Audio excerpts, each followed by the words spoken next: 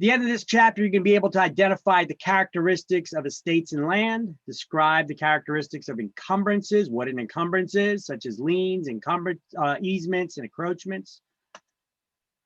So let's start off with what is an estate and land. When we say an estate, real estate, what does the word estate mean?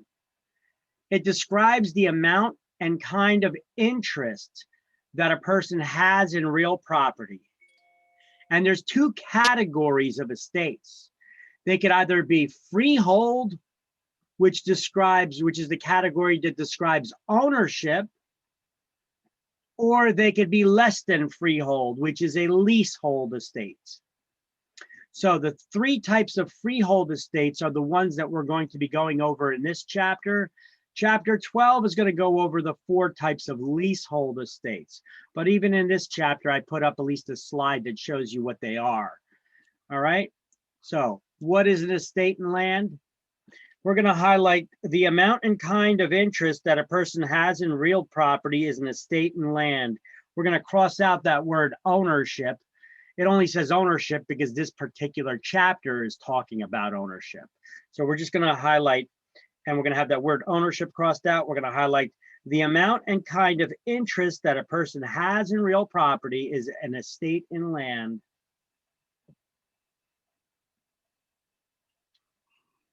Okay. So wait, that's 94. We're on page 93. Oh, 93. Oh, at the bottom. Okay. Mm-hmm. And then we're going to highlight freehold estates. And next to it, we're going to write ownership category, 3 types.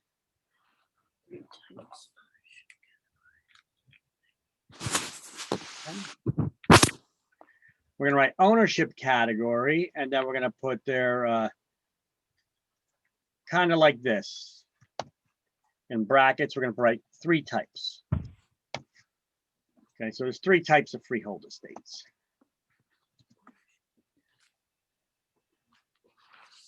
Freehold estates, we highlighted, and then we wrote the ownership category, 3 types. And then next to freehold, next to less than freehold, we're going to highlight leasehold estates. Chapter 12, 4 types, page 196, comma 197. So we're going to highlight leasehold estates, 4 types, chapter 12, page 196, 197.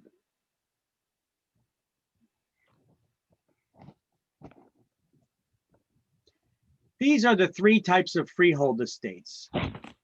Fee simple, fee determinable, and a life estate. Fee simple, fee determinable, life estate. Now, the first one, fee simple, it goes by 3 names, which we'll go over. It's known as 3 different things. Let me see. Yeah. So it goes by 3 names. It could be called fee simple, or fee simple absolute. Okay. So before we get into all those types of estates, we're going to turn the page. We're going to highlight fee simple, fee determinable, life estate, just like it says right here. Fee simple, fee determinable, life estate. And on the next paragraph, you see, these are the 3 types of freehold estates. Mm-hmm. So at the top of page 94, where it says freehold estates, write the number 3 in front of it. And then underline or highlight 3 freehold estates. And then we have highlighted fee simple, fee determinable, and life estate. Okay. Okay.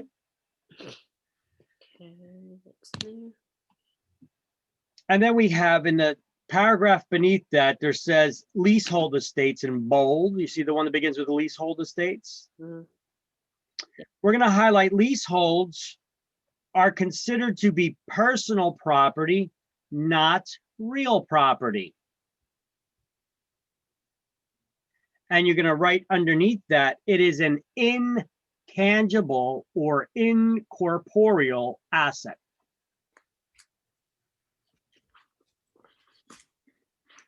So leaseholds are for a specific period of time. A lease signifies the tenant's rights to occupy someone else's property for a limited period of time, as defined in the lease.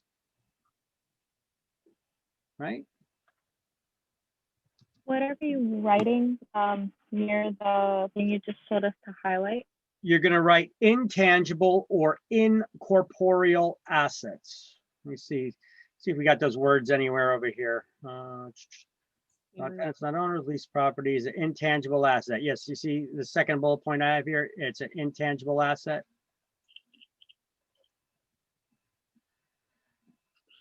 So lease is for a specific period of time. A lease signifies a tenant's rights to occupy an owner's property. I'm going to say someone else's property.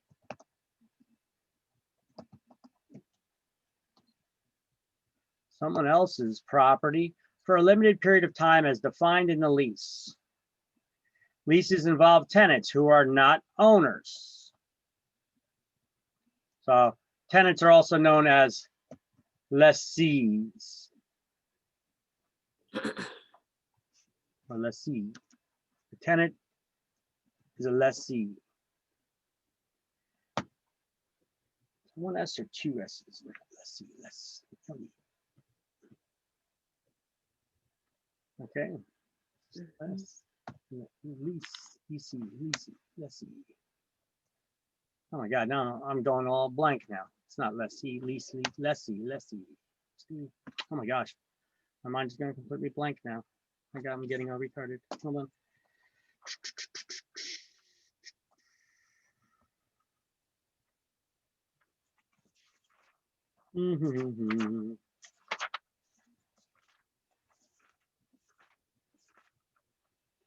Can't spell all of a sudden. Okay, there we go. It is two S's. Lessee. Don't know what just happened there.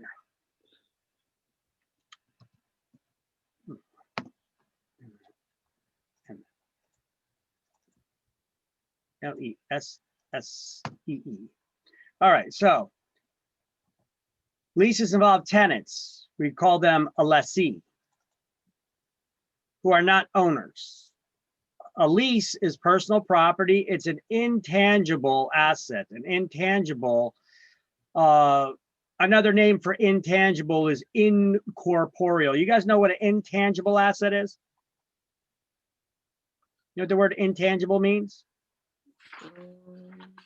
It's something you cannot touch, like rights or views are intangible assets. Do you value your rights?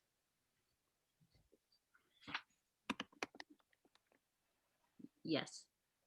Took you guys a long time and only one person answered that. Yes. Holy crap. All right.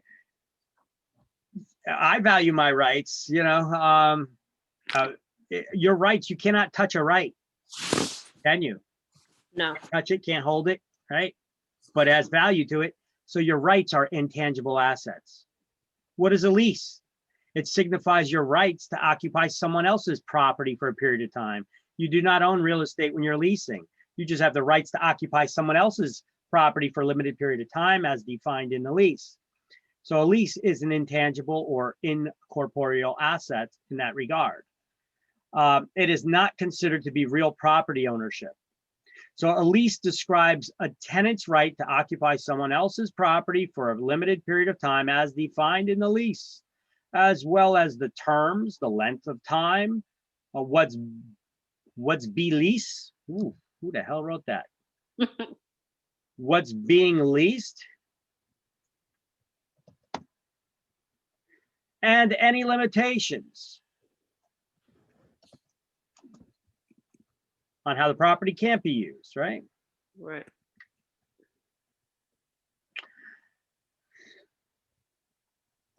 All right.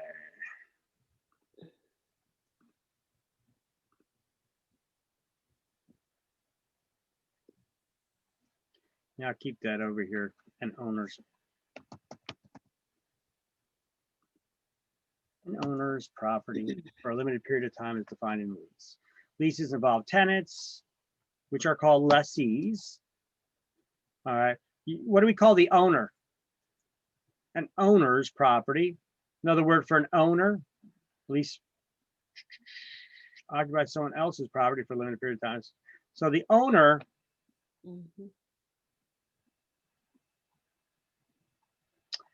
well, we'll see that later, is the lessor. The owner is the lessor. But we'll see that in the coming slide. So I'm not going to keep modifying this slide for that. Okay, so ooh, piece of pepper. Leasehold estates. Okay, so what's a lease? It's an intangible asset. You own real estate when you have a lease. No. So what kind of property is a lease? Intangible asset. It's an intangible asset, meaning you can't touch it, but what kind of property? There's only two types of property in this world, real property or personal. So it is personal property, which is also an intangible assets. So we got types of property and types of assets. Something you can touch or feel is tangible. I can touch this, so it's tangible.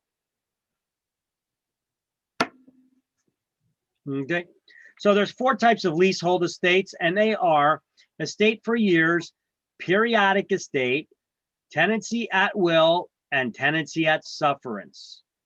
So we'll go over these in chapter 12, page 196 to 197. Just not now. Ooh, fancy graphics. You like that? Getting high tech here. These are the 3 types of freehold estates. First, we have fee simple. This is number 1. It goes by 3 names: fee, fee simple, or fee simple absolute. This is the highest form of ownership recognized by law. It's unrestricted ownership forever. It's your property. You can do whatever you want with it. You can sell it, lease it, give it away. It's your property. You could even say what happens to it after you die. Who gets it? You can leave it in a will. Fee determinable, also known as a defeasible or conditional fee estate. Well, it's based on a condition.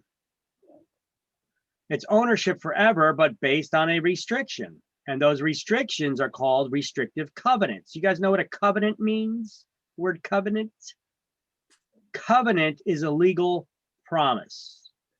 So a restrictive covenant is a restrictive legal promise that has been added into the deed. So if you own a fee determinable, defeasible fee estate, it's based on a condition or restriction. And as long as that restriction is not violated, you are the owner. However, if you violate that restriction, the ownership would revert back to the person who placed the restriction in the deed. They refer to this as the possibility of reverter. And this is all under fee determinable? This is all under fee determinable. Okay. Fee determinable is ownership forever, but that's based on a restriction. As long as that restriction is not violated, you're the owner. Okay. I sell you my property and I put I'm going to put an insane restriction, but it's legal. I'm going to sell you my property, but I'm going to put a restriction in the deed when I put it up for sale that you can't drink alcohol on the property. Right. Okay. If you don't want that restriction on the property, don't buy it. I'm a seller and I'm insisting it. And if you buy my property and you take it with that restriction, you have to abide by it. It is a restrictive covenant. It's a legal promise that you agreed to. Okay. If you violate that restriction, I could take you to court and regain ownership of the property. But I have no interest in that property unless you violate that restriction. But if you do, There's always that possibility of reverter. What does that mean? It could go back to me, Mhm. and I don't pay you a penny for it. All right. Now, if it's not coming back to me, if you violate that restriction, I could say when I sell you that property, you know what, I'm getting out of Jersey. I ain't gonna be here no more. I'm gonna name my neighbor. My neighbor's a nice guy. You know what? I'm gonna name my neighbor to be a remainder man. So if you violate that restriction, my neighbor's gonna keep an eye on you, and because I'm gonna give him that possibility of reverter. So you think he's gonna keep a close eye on you? Yes. Oh yeah. So if I name that remainder man the neighbor, the remainder man, he has no interest in your property either, unless you violate that restriction. What's a remainder man? It's a third party named in a document, an instrument, which is another word for document, to be a beneficiary. The restrictive covenant, once it's created, it runs with the land. That means that it passes on to the next owner. So if you sell that property, you can't do away with the restriction. You could only pass on whatever rights you have in that property. And your rights are already limited, aren't they? Yes. So the only person that can remove that restriction is the person who put the restriction in the deed to begin with, or their heirs, or the court. But that's rare. Courts usually will not touch that, because that's like a court stepping in and modifying someone's will because they don't like what they wrote in it. Not too common. So let's do some highlighting right now before we go any further. Under fee simple estate, or right next to the title, we're going to write ownership forever without restrictions. Ownership. Ownership forever without restrictions.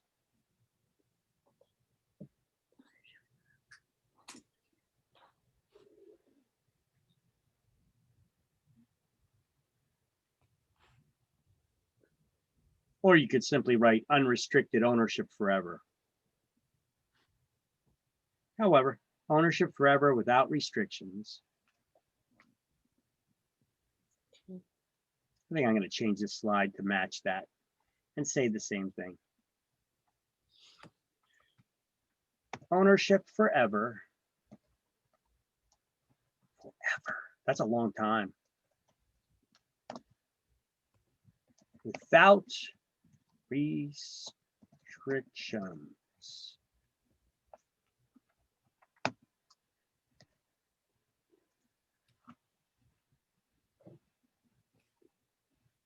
And then you're going to highlight fee simple is the highest type of interest in real estate recognized by law. And then go to the last line in the same paragraph and highlight fee simple, and fee simple absolute. It goes by those three names. They're used interchangeably. That means they all mean the same thing. So if you see simply the word fee simple, or fee simple absolute, it's the highest form of ownership recognized by law. It's unrestricted ownership forever.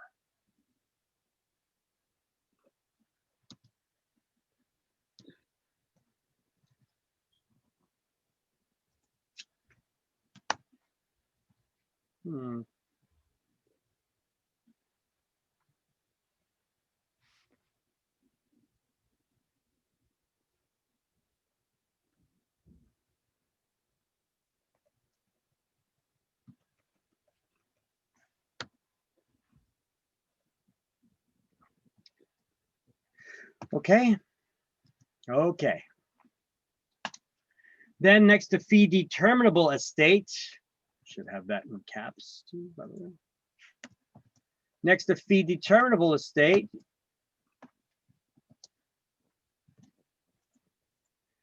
you're going to write ownership forever, but based on a restriction called a restrictive covenant. Ownership forever, but based on a restriction called a restrictive covenant. ownership forever, but based on a restriction called a restrictive covenant. Just like I have here on the slide. See this? Ownership forever, but based on a restriction called a restrictive covenant. What's a covenant once more? Promise. It's a legal promise. Correctamundo. Restrictive covenants. Who could place restrictions in deeds? The owner. Private parties. Only the owner can. Government cannot. Okay. What do you mean when you say government can't, but then it says on the notes that the court can, or it can only be removed by the government? So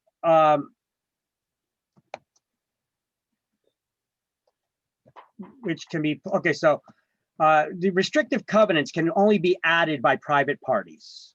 Okay. Can But not only be added by private parties. Eventually my computer will catch up, and there we go. Can only be added by private parties, not government. Government has its own power. What the hell's going on?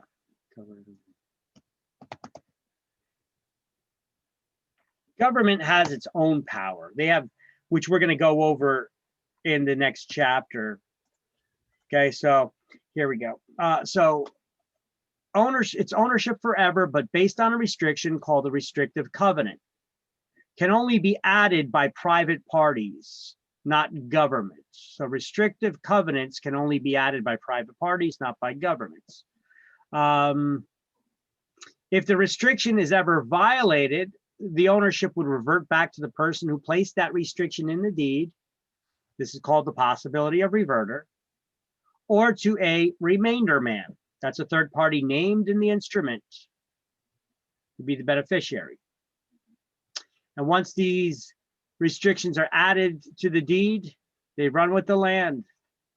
Only the owner who placed that restriction in the deed can remove it, or one of their heirs, because your heirs inherit your rights, or by a court. All right. And like I said, super rare. That's like a court going in there and trying to say, we're going to change your will. Those are your last dying wishes. Courts are very hesitant on going in and changing anything like that, right? Could courts make changes? Sure, they're the higher legal authority, right? But super rare and highly doubtful. Okay, who was that asked me that, Sarah? Yeah. Okay. All right. Next, life estate. Oh, wait, back it up. So we didn't highlight anything. So you guys just wrote next to the title, ownership forever, but based on a restriction called the restrictive covenant. Now highlight fee determinable, also known as a conditional or defeasible fee, is an estate in land that can terminate on the occurrence or non-occurrence of a specified event. Where's that? Fee determinable. Yeah, where's that? First line. Fee determinable in bold. You see where it says in bold? Fee determinable. Yeah, I highlighted it already. All right. What is he reading? Okay. Did everybody get that? Yes. Okay. Then go down to the last line and highlight remainder man is a third party named in an instrument. And then right at the end of the line, to be a beneficiary. To be a beneficiary.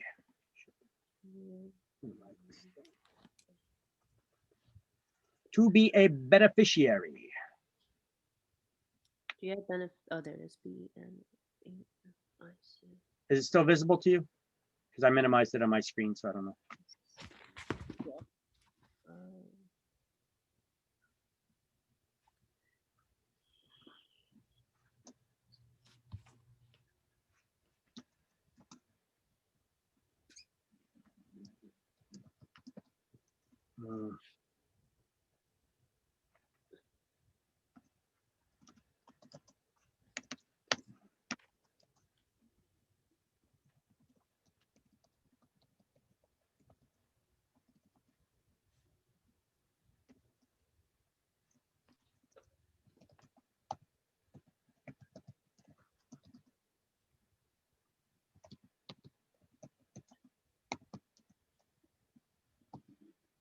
Hard to type when you got a Band-Aid on your finger.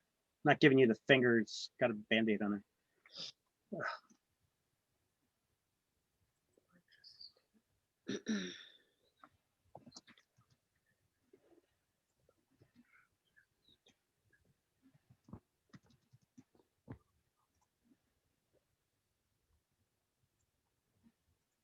Okay, so to be a beneficiary, you guys can see that? You guys read that? Boom, boom. To be a beneficiary. All right, next one. Next one. Life estates. I want you to write next to the title of life estate, is ownership based on the life of a person it is given to. Is ownership based on the life of the person it is given to.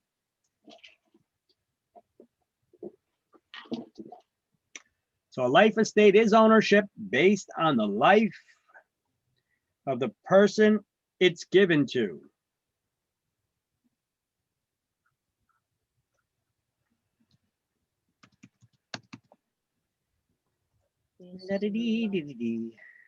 Based on the life.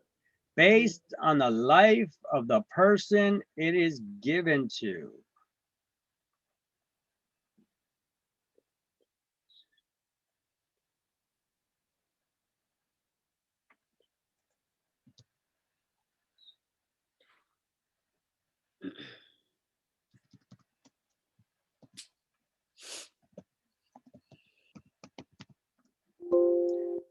Yeah, I'm just looking for something. I want to show you guys a real life example of a life estate.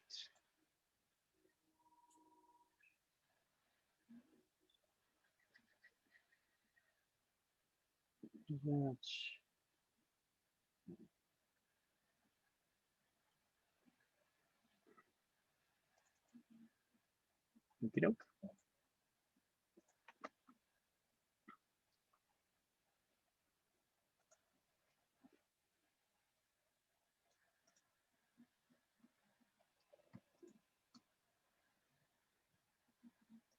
Come on.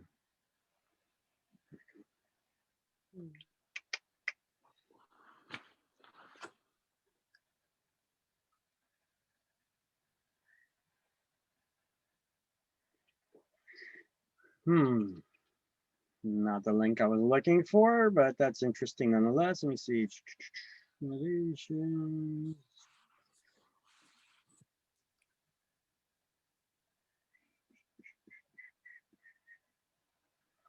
Ooh, she has one too.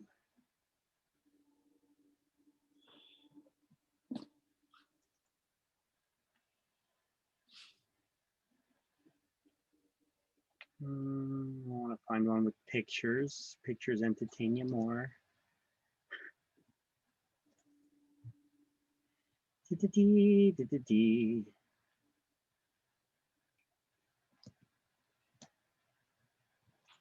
Why can't I find this thing?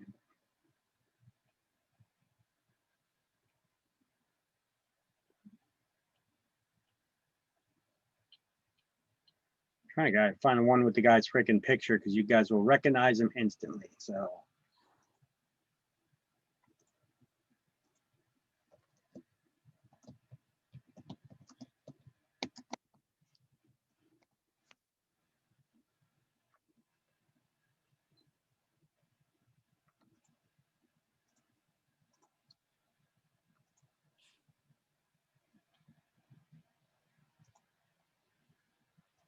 You guys recognize this guy, right?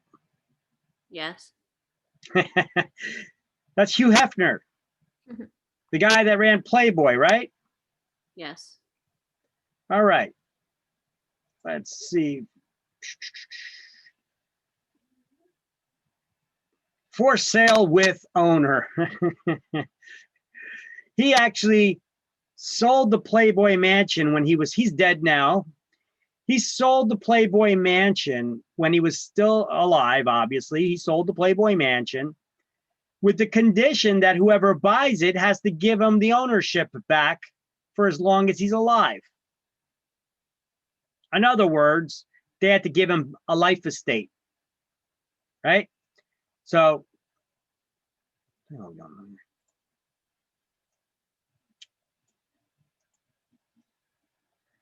So Hugh Hefner, the Playboy Mansion, that's a famous life estate. He sold the Playboy Mansion for, I believe it was $100 million to his next door neighbor, the 33-year-old kid who inherited Pabst Blue Ribbon. Here we go. Here's the Playboy Mansion. It was actually in disrepair. It was in need of a massive renovation. It looks very pretty on these. Very famous household, right? Mhm. Yeah, famous grotto. It looks very nice in these pictures. However, That decorating is horrible. come on. It's bad. Here we go. This guy inherited it, or this guy bought it. The next door neighbor. He owns the mansion next door. This guy, he's a 33-year-old tycoon, Darren Metropoulos. All right. He inherited Pabst Blue Ribbon. You know, the beer company? Yes. And they also own he also owns this company. You may have heard of it. Oh, here's the Playboy Mansion now. Are they doing some massive remodeling on that or what? Changing the roof, drain the grotto, all the grass is gone. They're redoing everything there. But they're gonna keep it the way that it was, the look anyway. It was falling apart. Mhm. Look at this. That guy's doing some massive renovation work on there. Mm. Hey. The old front lawn, Playboy Mansion here, the grotto, tennis courts. Okay. All right. Very nice. Where's that other one? Meet Darren. Oh, he also inherited that company, Pabst Blue Ribbon, is one of the investments that he has. He also owns Hostess. Oh wow. That owns all like Twinkies and all those other things, and a lot of other popular brands. Yeah, that's actually his father does a lot of investments like that. For what the hell is the name of their company? They've got so many brands. That's why they're able to buy all this. Okay, I don't need to waste all your time on this right now. But basically, that's the gist of it. Playboy Mansion was sold by Hugh Hefner while he was alive, with the condition that he gets a life estate back. So he sold the Playboy Mansion for $100 million with the further agreement that he's got to pay the guy, I think, $1,000 a year or something like that. I think these articles say million, but that was wrong. I think it's $1,000 a year in order to maintain his life estate. Okay, for that, it's kind of like a contract option, right? You have to have value to it. So he sold the Playboy Mansion and he got back a life estate that he could live in the Playboy Mansion for the rest of his life. I think he just pays $1,000 a year. But he died the next year. I guess he saw the writing on the wall. Mhm. Knew he wasn't going to be around too much longer. So that's a famous example of a life estate. It was based on his life. When he died, the ownership reverted back to the guy who sold it to him, or who he sold it to. So he sold it to the one guy. He gave Hugh Hefner the life estate. Hugh Hefner died, and then the property went back to the guy he sold it to. Does that make sense? Yeah. Everybody follow that bouncing ball a little bit? Okay. Now, there could be a spin to that. We could have something called a life estate per autre vie. Now we're learning Latin. It's not French. If it was French, it would be P-O-R. It's P-U-R. So a life estate per, it's still pronounced the same, per autre vie, per autre vie. A life estate per autre vie. It means for the life of another or based on another's life. So instead of making it based on his life, it could have been based on someone else's life. For example, let's just say that you have a house, you own a house, you're moving out of New Jersey, and you're going to give me your house. And let's say you're going to put a condition in there. You're going to give me your house based on your parents' life. And your parents may be elderly and sickly, whatever, and you want them to live there and you want me to take care of them. So as long as your parents are alive still, and I'm there living with them, taking care of them, I have the ownership of the house. But when they die, I lose the ownership and it goes back to you. Follow? If you gave me a life estate and that was it, that means I could live there for the rest of my life. But you didn't. You gave me a life estate per autre vie based on someone else's life, your parent. When your parent dies, I lose the property, goes back to you. Make sense? Yeah. Okay. I just want you guys just to have the basic understanding. It's not that complicated. Okay. But you need to know these terms. All three of these are a form of ownership: fee simple, fee determinable, life estate. And there's a little twist to a life estate. It's a life estate per autre vie, for the life of another. Okay. All right. So, did you highlight anything under life estates? If not, highlight the first sentence. A life estate is limited to the life of a person. Actually, highlight the second sentence too. The owner of a normal life estate does not have the rights to pass ownership on to their heirs. Why is that? Because when they die, they lose it. Because the life ends at the death of the owner. All right. So, once go ahead. Who then, like, the house is up for sale? I didn't get the question. You kind of broke up there a little bit on me. When it's a life estate and it's until the life of the person who owns the house, once they pass away, then who takes ownership of the house? Well, you're missing the point of who owns the house. If I give you a life estate, who owns the house? Oh, me. You do. When you die, you cannot leave the property to your children. You have to give it. When you die, it comes back to me because it's based on your life. I only gave you ownership based on your life. So when you die, you can't leave it to anybody. It comes back to me, or a remainder man that I may have named. So the best way to remember this is basically, I'm trying to figure out the best way to remember this. Like returnable, basically, it's returnable. That's it. Look, you have a life estate. Yeah. When does it end? At the end of your life. When you die. Yeah, it's good for your life. You own it for life. You're the owner for life. And you could do anything you want with that property for the rest of your life. You could sell it, you could lease it, you could live in it, you could sell it, you could lease it, you could give it away. You just cannot destroy a life estate's value. That's the only condition. Okay. So you could sell it, lease it, give it away. Now I see your eyes spinning. You're like, wait a minute, how could you sell it? Well, hold on a second. If you're selling your life estate, what exactly are you selling? You're selling the real estate and all the rights of ownership in it. And what rights of ownership do you have? They're limited based on your life. So the next person that buys the property from you, you're selling a life estate. It's based on your life. So if you sell your life estate to someone else, when you die, Right. they lose it. Because the life estate that you had was based on your life. And you can only sell them what you have. And then who does it go to? Back to the guy who gave it to you. Or a remainder man. Oh, it's like a never-ending cycle. It's going to somebody. Yeah, but it's better not to buy a house like that. Who said anything about buying? Yeah, nobody. When does it make sense to do something like that? I guess that's when. Yeah. That'll help me grasp it. Okay. I started this segment out by telling you about Hugh Hefner, a famous guy. I didn't just pull him up so I could look at the beautiful women next to him.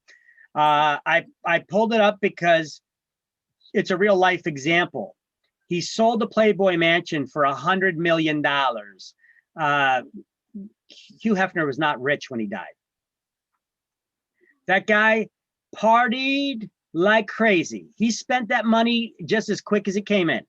Okay. Plus he had Playboy bunny ex-wives that they ain't cheap. And This one got a cruise. This one's got a yacht. You know, yachts ain't cheap to maintain. You got to have a captain on salary and staff and the yacht itself, right? They need to be maintained like crazy. If you ever owned a boat, right? You know that. You know what boat stands for, right? No, what does it stand for? Boat, B-O-A-T. Bust out another 1,000. Oh. So I guess it made sense for him because he was going broke and he didn't want to have to move out the house. So what he did was he sold it based on a life estate so he could still stay in there until he dies. So he sold the property to get $100 million. Right. And And then he got to still live there for the rest of his life. Right. Gotcha. It just so happened that he died the next year. Yeah, sucks for him. Yeah. So it would make sense to do a life estate in this example because he owed money, like he had debts. He didn't have debts. He just didn't have a lot of money because he was broke. blowing it like crazy. Did he have any kids? Yes, he did. And they're running Playboy into the ground. Oh, I was gonna say maybe he sold it for the 100 million because he knew that he was dying soon and then he was leaving them some money. What's Playboy? Let me ask you a question. What's Playboy known for? What is it best known for? Playboy. The woman. The beautiful women, right? Mm-hmm. The spreads, right? The Playboy centerfolds, right? Mm-hmm. He put his son in charge before he died. He put his son in charge of Playboy. His daughter ran it for a little while. She ran it all right, but then he put his son in charge of it. And you know, they're like uber liberal. Okay, you know, all the Democrat causes, all the super leftist social causes, right? You know what he did the first year, the first time ever in Playboy? You said, what is Playboy famous for? Women. It's beautiful women, right? So it's got an audience that's looking for what? Women. Beautiful women, right? What did they put as when they put his son in charge? He did the first Playboy spread Of men? of a transgender. Oh. Well, that's okay. What do you think that's going to do to your viewing audience? Do you think that they're looking for that? The son did that? Mm-hmm. The son did that. Oh wow. And then he said, I just wanted to see what would happen. You know, it was kind of as a joke, but yeah, with a multi-million-dollar company that's based on this, and your audience is looking at this and they're not expecting that. They're like, what the hell is this? You know, open up another magazine and make that, you know? I mean, we could all say and be equal rights and all this till you're blue in the face, you know, but that doesn't mean that you want to sleep with somebody who's got the junk, you know? Or you want to view it when you're buying a magazine, and this audience was surprised. So this was the beginning of the downward spiral of Playboy. Playboy is pretty much worthless these days, you know, especially with magazines. Who buys magazines anyway now? Right? So it's Playboy TV, it's Playboy, and Hugh Hefner sold all that to somebody else. A different company owns it now. You know, for people who are incarcerated. Yeah, yes. Well, you know, no, they get cable TV too. They even have seconds. You know, it was deemed, I think, what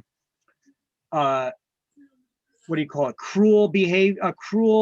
Needlessly cruel behavior to incarcerate somebody and not give them TV or be able to have them to walk out and see the fresh air or anything. I mean, we used to put people in prisons to punish them. Now we put them in prison, we give them cable TV. They got to have exercise rooms. They've got to have hobbies. They've got to have air time to go outside, you know. So because people fought for rights for criminals. Okay.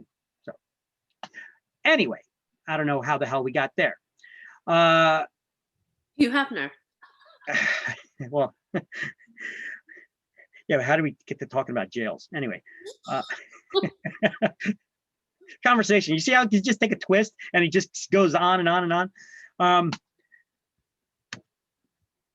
Okay, my thing is still not open here. Son of a gun. See, I was just going to draw you a simple diagram so that you could see this. So I was bullshitting with you guys in the meantime, trying to distract you. These are the things I do here in the background Well, I'm trying to, let me just close out this freaking thing, this Microsoft whiteboard. It works, when it works good. Otherwise it blows. I'll let it try to open one more time. Give it a couple seconds. If not, we're gonna move on.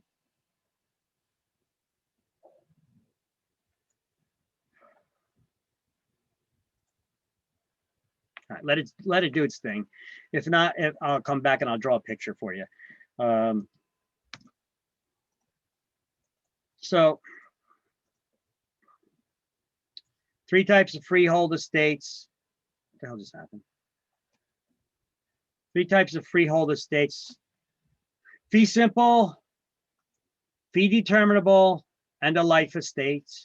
And then we have a life estate per autre vie. We also learned the term restrictive covenant and remainder man. Add these to your terms. What are the 3 freehold estates you must know? Fee simple, fee determinable, life estate. Well, fee determinable, also known as defeasible fee. So I'm not sure which way they're going to give it to you. So fee is known as fee simple absolute, fee determinable or defeasible fee, and life estate. These are all ownership. Once a restriction for a fee determinable estate has been added into the deed, the restrictive covenant, which can only be added by the private party, the owner, it runs with the land, meaning it passes from one owner to the next. A life estate is based on the person whose life it is given to, so therefore they cannot leave it in a will to anybody, but it is ownership. They can lease it, sell it, give it away. A life estate per autre vie is based on another person's life. It's a life estate based on someone else's life. And now we have the whiteboard finally opened. So let me show you, let me draw you a little diagram about it. So let's say that we're going to have, I'm just going to call them owner 1, 2, 3, okay? So let's just say that owner number 1, okay? He gives a life estate to number 2. Okay, this is a life estate, LE, right? When he dies, what happens to the property? Goes back to this guy. Yeah. Or he could name somebody else to get it instead when he dies, and that would be the remainder man. So number 2 can set a remainder man. No, number 1 would. Oh, number 1. Okay. So number 1 could say, when you die, the property comes back to me, or he could say, no, when you die, this person will get it. Okay. All right. Mhm. Or we could set it up that number 1 sells the property to number 2. Mm-hmm. And number 2 has a life estate, but the life estate is not based on number 2's life. It's based on number 3's life. Mm. So they're kind of connected at the hip. When number 3 dies, It goes back. ownership goes back to number 1. Number 1. Or a remainder man if they chose a remainder man to get it instead. Make sense? Yes. Awesome. Okay. So next, we're going to highlight on page 95 on the second line at the end of the line. There's a word there, life. Highlight a life estate per autre vie is for the life for another's life, is the way they word it here. A life estate per autre vie, a life estate per autre vie, for the life of another, or for another's life.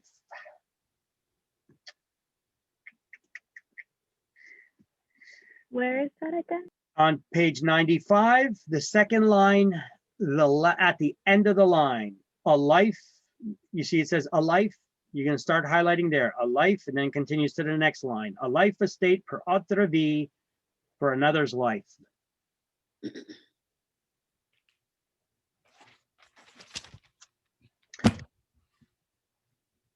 Get it? Did you get it? Yes. Okay. And then the next paragraph, the first line, the holder of a life estate has true ownership of real property. Highlight that.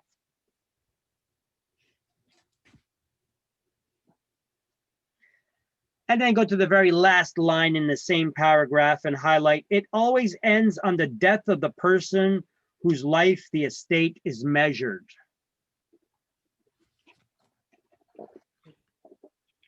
Where's that one? And in the same paragraph on the last line, it Oh, is, I see. it always ends on the death of the person whose life the estate is measured. In other words, it's based on that person's life.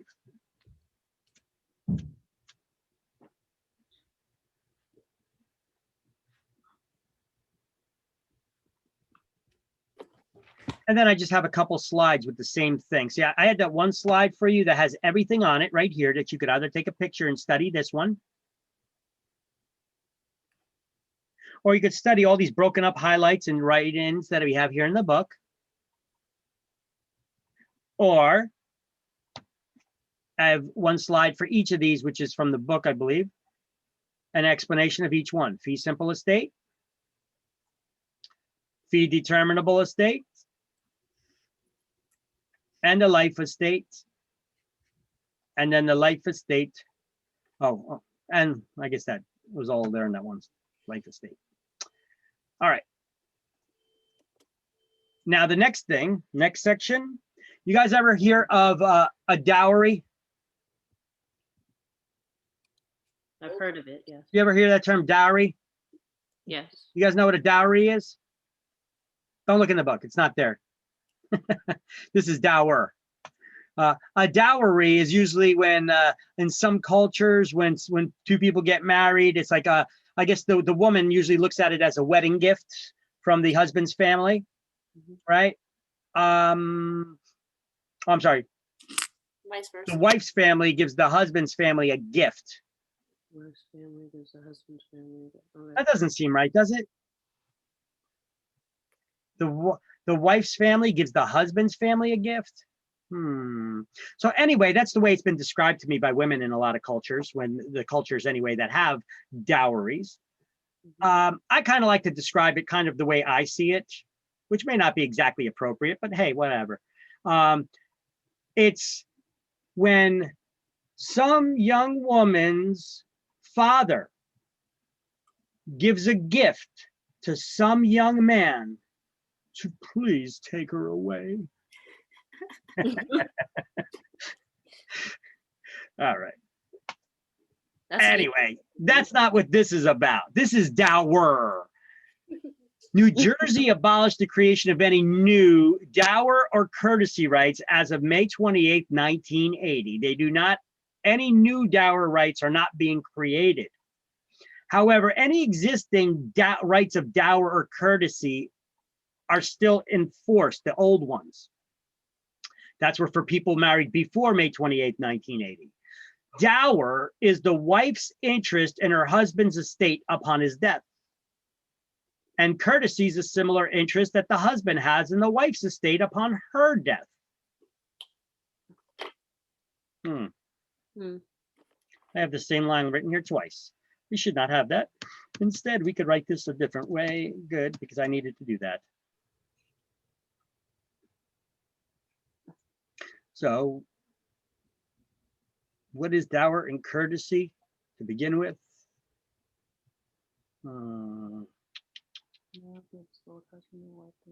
Joint possession. So, dower and courtesy. It is spelt correctly, by the way. Dower and courtesy are ancient rights that a spouse has in their that a spouse has in their partner's property. How about that? In their partner's property. There we go. Just leave it at that. I'll find a better way to word it someday. So anyway, now we're going to have dower and courtesy are ancient rights that a spouse has in their partner's property. Dower is the wife's interest in her husband's estate upon his death. Courtesy is the husband's interest in the wife's estate upon her death. And New Jersey abolished the creation of any new dower or courtesy rights as of May 28, 1980. And instead now they give both the husband and the wife the right of joint possession of the property that is their main marital residence. And I got a little write-up down there below for some other stuff. But let's first highlight, dower is an ancient right under which a wife has certain rights of interest upon her husband's death in any real estate that he owned during their marriage. Courtesy is a similar right that the husband retains in the wife's estate. As of May 28, 1980, New Jersey abolished the creation of any new dower or courtesy rights. Okay, so instead now, today, they give the right of joint possession for the primary marital residence anyway. What does that mean? It means that when your spouse dies, you get it. Okay, so if you were married after May 28, 1980, your spouse only has the right of joint possession for the main marital residence. So when they die, you get the property. After May If you were married after May 28, 1980. and Now, if you were married before, let me ask you a question. Can you own a property that your spouse does not have any interest in? You bought an investment property, you were fixing and flipping properties. Can you own or holding on to a property that you were leasing and renting? Can you own a property that your spouse has no interest in? No. Yes, you can. Oh.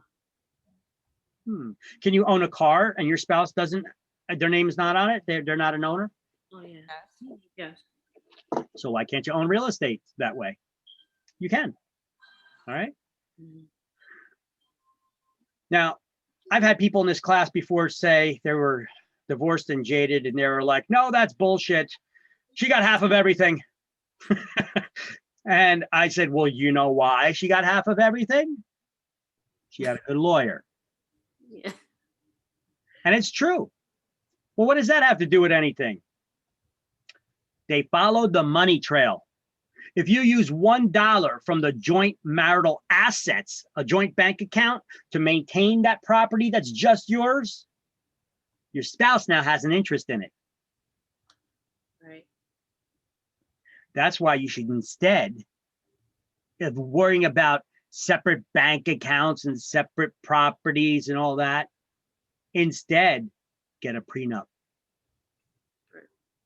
Prenuptial agreement. You know, what you came in with is what you leave with. And get it. Well, what if you're successful and you both get successful and you both start earning a lot of money? You both open a business or whatever happens, right?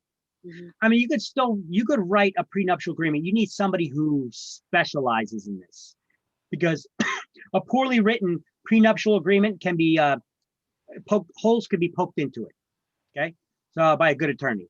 So you should get an attorney who specializes in writing prenuptial agreements. I think poor people need prenuptial agreements more than rich people do. It's nothing for a rich person to say, here's a couple $1 million, get the hell out of my life already, right? Yeah. However, look, I told you guys, I was married, I'm divorced, you know. I would have been divorced 6 years earlier. I was married for 6 years. Okay, I would have been divorced 6 years earlier. However, I didn't have the money just to say, here's a couple mil, get out of my life.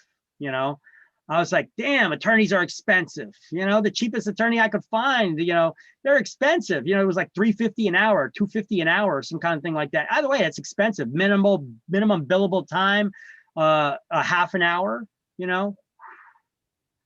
I was like, nah, you know what? I'll just wait for her to trip up somehow, and then I'll file the papers, and I'll do it myself.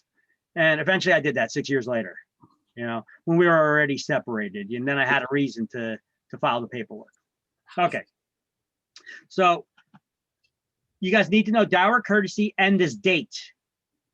Mhm. How do you remember which one's the wife's right and which one's the husband's right? Here, this is how I remember it. You ready? I'm going to show you a clever way, at least I think it's clever, to try to remember this.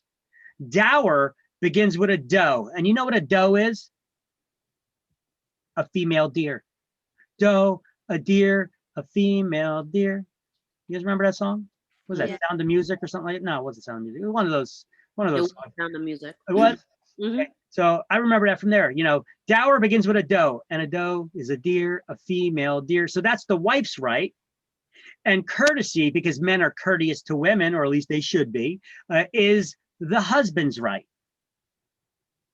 Okay, so that's the way I remember which one's the wife's right and which one's the husband's right. Dower, because dower begins with a doe, and a doe is a deer, a female deer. And courtesy, because men are courteous to women, is the husband's right. And now you got to remember May 28th, 1980. I got nothing to help you with that. You just got to memorize that. May 28th, 1980. That's when New Jersey abolished the creation of any new dower courtesy rights. So why do we need to know these dates? Well, if you're married prior to May 28th, 1980, and I get a husband or just the wife that comes to me because only their name is listed as the ownership on the property of real estate, and they come to me to sell the property, do I need both of their signatures or only one? If they're married before May 28th, 1980. Only one. I need them both. Wait, before? Yep. Oh, yeah, okay. Because the spouse has an interest in all the property that their spouse owns. Okay, yeah. See, after May 28th, 1980, now we only give the right of joint possession to the primary marital residence. So if you're married after May 28th, 1980, if only one spouse's name is on the deed, they're the only one that needs to sign. But still, even as a real estate agent, or as a buyer, if I was a buyer, I would insist that the spouse sign a quitclaim deed or some document verifying that they have no interest in the property, because I don't want them coming back to me later and claiming that they did.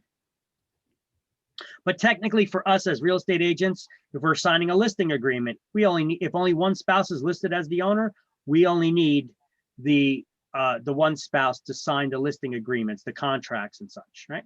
Mhm. So I give a little more details here. You really don't need to know this, but this is just for your own edification because sometimes people ask a lot of questions. All right. Can I change slide? Yeah. All right. Ooh. Encumbrances we're going to learn about. So, yep. What is an encumbrance? It's a claim, lien, charge, or liability attached to and binding on real property. Let's highlight that line down the bottom of the same page. The first line under encumbrances. It's a claim, lien, charge, or liability attached to and binding on real property. Now, let's back that up a second. Let me erase that. Encumbrances. Anybody ever hear the word encumbrance before? Forget about real estate for a minute. Just Yes. the word encumbrance. Mhm. I'm kind of at a loss for a definition of the word encumbrance, but let me try to describe it to you. If I jump on your back, are you encumbered by my weight? I Yeah. jump on your back, I put my arms around your neck, I'm hanging on your back. Are you encumbered by my weight? Yes. Yes. An encumbrance is anything that weighs you down, anything that makes it harder to move. Think of it that way. Mhm. But can you still move? Yes. Yes, it's just a lot harder to. So without going over real estate encumbrances yet, if real estate's encumbered by something, can you still move it, sell it? Yes. Yes, it's just a lot harder to. Mhm. Okay, so I want you to think of encumbrances like that when you think about it in real estate. Okay, because this way, if they ask you some kind of scenario or question about encumbrances, can you sell real estate that's encumbered by something? Absolutely. It's just harder to. Can it affect its value? Absolutely. Mhm.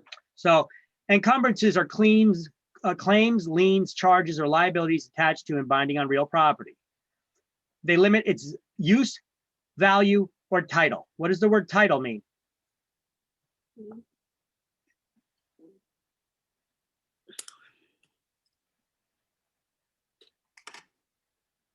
Anybody? Learned this already. So who actually owns the property? The word title means ownership. Didn't we do chapter 20 with you? Didn't I do that with you? At the beginning of chapter 5? Oh no, I did chapter 4. She did all of chapter 5 with you, right? Yes. Okay, so sometimes when I do chapter 5, oh wait, no. I skipped it when we started chapter 2. When we were doing chapter 2, they mentioned the word title. And then I give you a definition. Title means ownership. And we actually skipped and we did chapter 20 as well. So we already did chapter 20 as well. Title is a word that means ownership. There's no document in real estate called title. It's just a word that means ownership. How do we transfer ownership of real property? By deed, by a document called a deed. Mhm. Any of this seem familiar? Yes. But a deed is not proof of ownership. There are 4 proofs of ownership or 4 evidences of title. Abstract of title with attorney's opinion, title insurance, certificate of title insurance policy, and a Torrens certificate, which is not used in New Jersey. Oh yeah. You guys recalling that stuff now? Ringing a bell? Yeah. All right. So it limits its use, value, or title. That means ownership. Liens are financial claims on property, like a mortgage, right? A mortgage loan? That creates a lien on the property. Is that voluntary or involuntary? Because there's 2 classifications of liens. They could be voluntary or involuntary. Voluntary. Voluntary, I went out of my way to get the loan, right? Mhm. Give me an example of an involuntary lien. Federal government.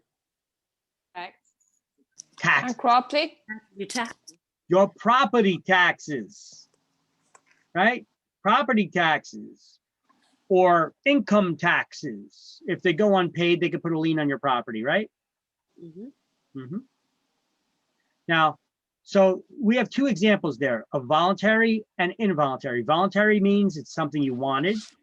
Involuntary means it's something you did not want. So you see, you could have liens on property that you wanted to begin with and liens that you didn't.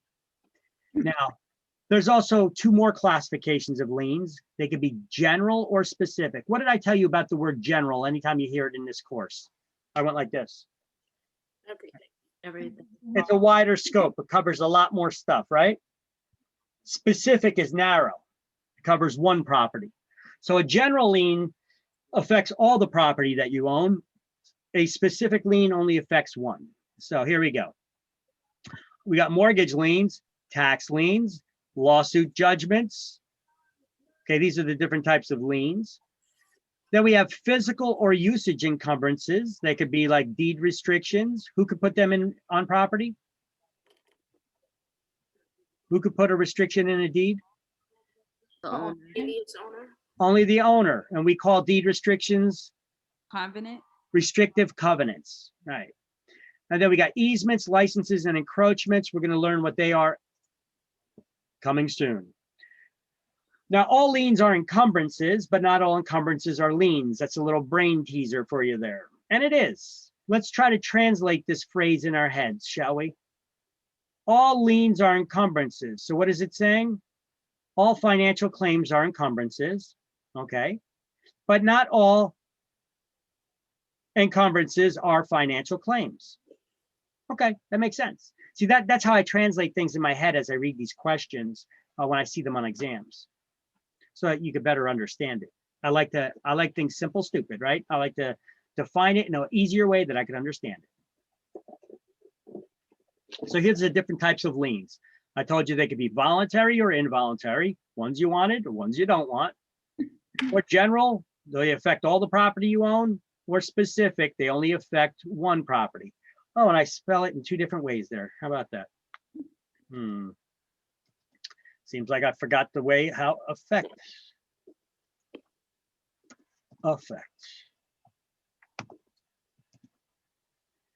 All right.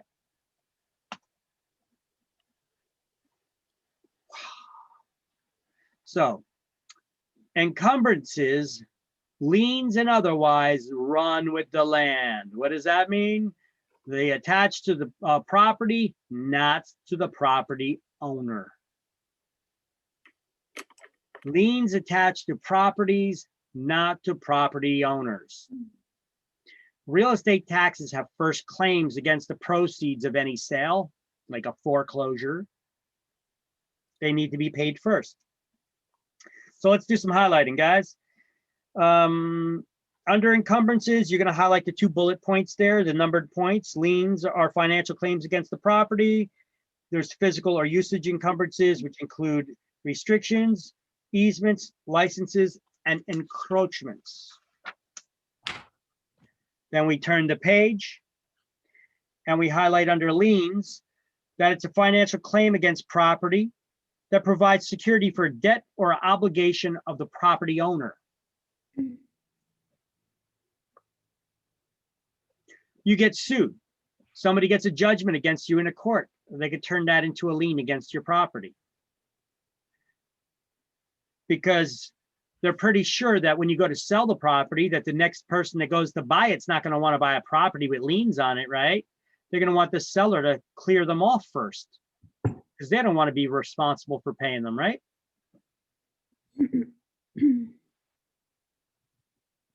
You guys sleepy today? No, I'm here. Voluntary.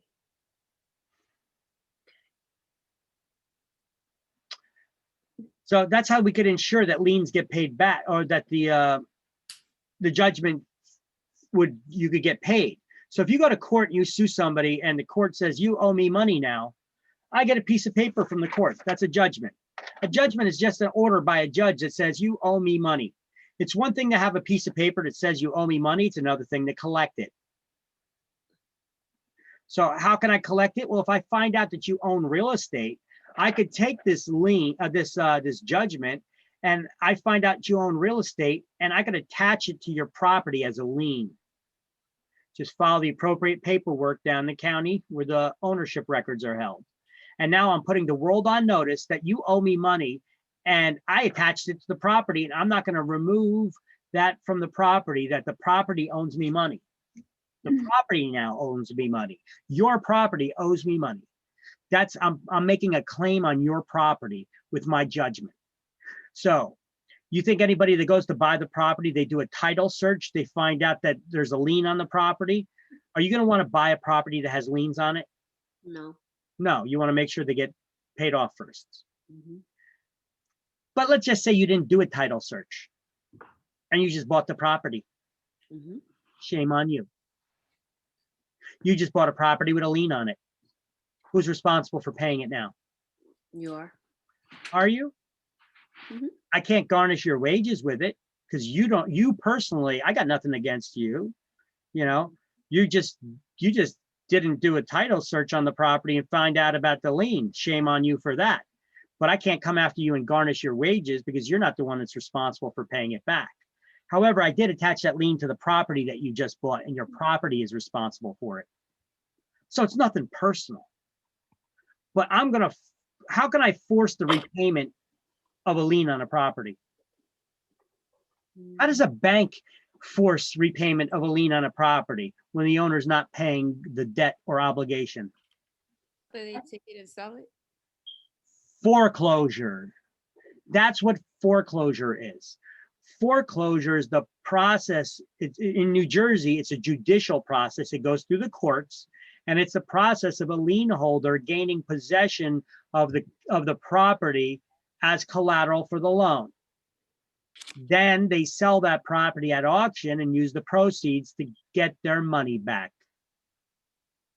Okay? So technically speaking, you're not responsible for it. The property you just bought is. So I could force the sale of that property by a foreclosure and get paid back my money. Because I'm just like Stewie, was my money. And then you no longer own the property. And yeah, no, you no longer own the property. But wait a minute. If I was owed, if my judgment was for $55,000 and the property sold for, I don't know, 300,000, I don't get to keep all 300,000. No, you just get what you're owed. I get what I'm owed.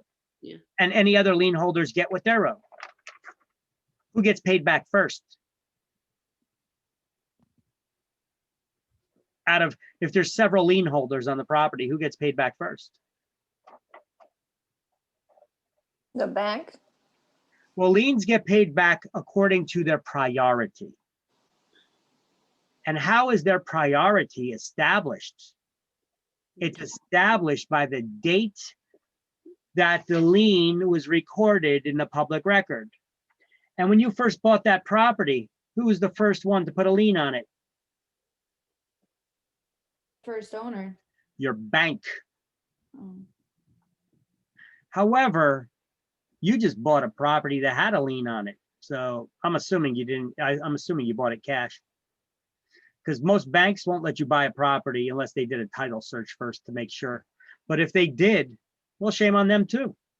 Because my lien is ahead of the bank now. Because liens are established according to their priority, which is established according to the date of the recording of the lien in the public record. All right, so voluntary liens are mortgage liens and home equity lines of credit, as an example. Involuntary liens would be real estate taxes.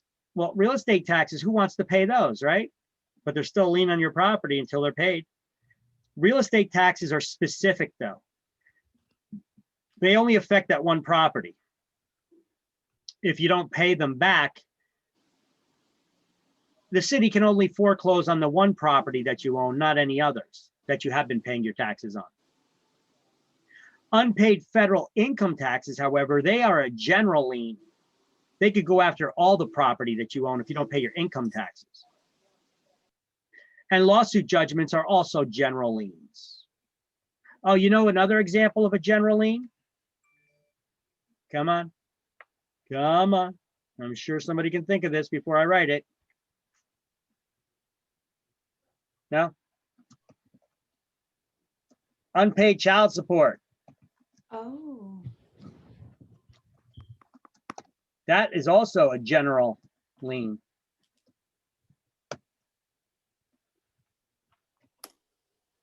Oh, what did I do?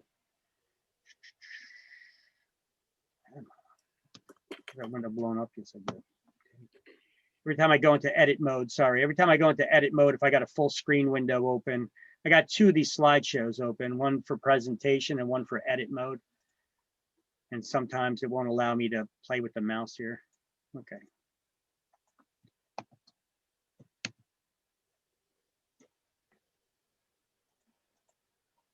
Okay. So unpaid child support, those become general liens against all the property that you own too. And what is that? What kind of lien is that? That's also involuntary, right? I guess nobody wants to pay child support. Well, you shouldn't have had a kid then, right?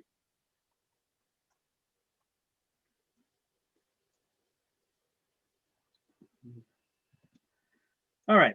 Now, when liens get paid off, are they ever removed from the public record? The answer is no. Once a lien's been attached to the property, it's there forever.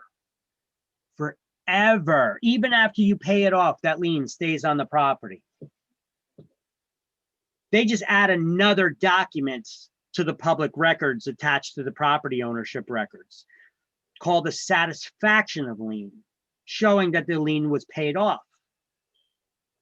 So basically now anybody can search the public records and see all the documents that can be found related to the ownership of this real estate. And they could see, oh, this person had a mortgage lien on the property. Oh, the satisfaction of lien was filed on this date. It was paid off, you know? And this is the way that they could match up to see if you got good title and to see if there's any outstanding debts or if they've been paid off or not. They never remove a lien from the public record. They just add another document. Once any kind of document is added to the public record, it is there forever. I have a quick question. Uh-huh. So you said like a lien affects the value of the property. So even Sure. if all the liens are paid off and it's still showing, because you said it's there forever, is it still affecting the property down the road? Here, let me draw a picture for you. Let me paint the picture. So let's say that you have, you own a property that's $300,000, right? And there's a $50,000 lien on the property.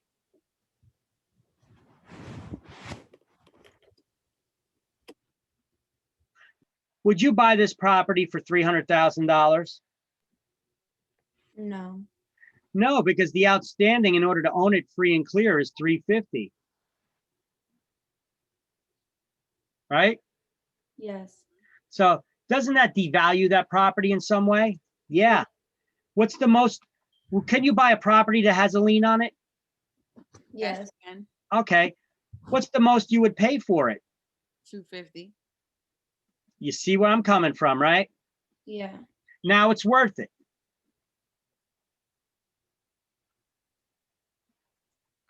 So your question was, would it be worth it down the road? It depends how much you paid for it. Or are you talking about if all the liens were paid off, would it Yeah, still yeah, affect its value? Yeah. No, Gotcha. it's just a record showing any property that you look at in a public record. Here, let's say that there was never like a lawsuit judgment lien on this property. Okay, so you bought this property for $300,000.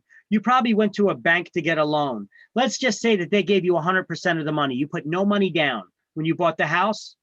How much do you owe on this $300,000 property? You said you put nothing down? You put nothing down. So how much do you owe? The 300,000. You owe the $300,000. So it's got this $300,000 property has a lien of $300,000 on it. So how much is that property worth? 300,000.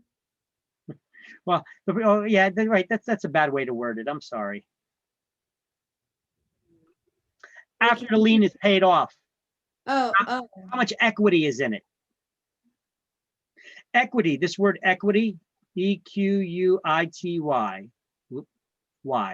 equity, is the difference between the market value of the property and what you owe on it. If it's worth 300,000 and you owe 300,000, you have zero equity in it.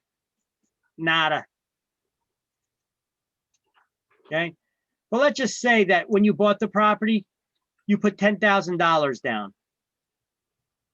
How much equity do you have?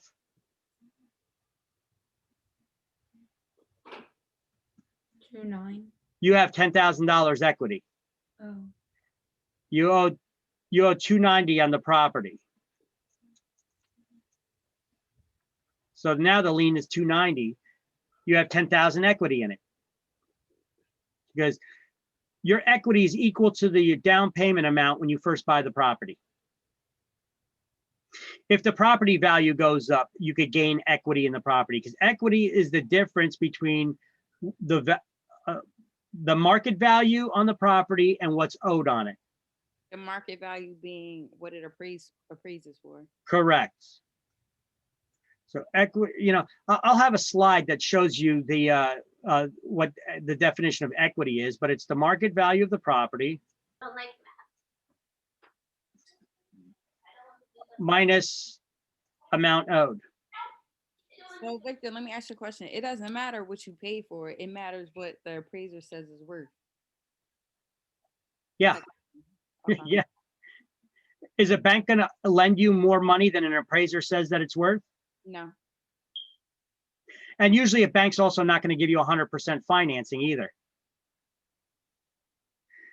You know, if you get a house with an FHA loan, that's a Federal Housing Administration loan, they require 3.5% minimum down. Okay. So what That's you, only is that period, or is that only for first time home? no, that's for anybody. Okay. But you can only have one outstanding FHA loan at a time. You can only have one FHA loan. Okay. So you can turn an FHA loan to a conventional loan, right? Yep. So let's just say I buy this property, I get an FHA loan, I put 3.5% down on it at the time that I bought it.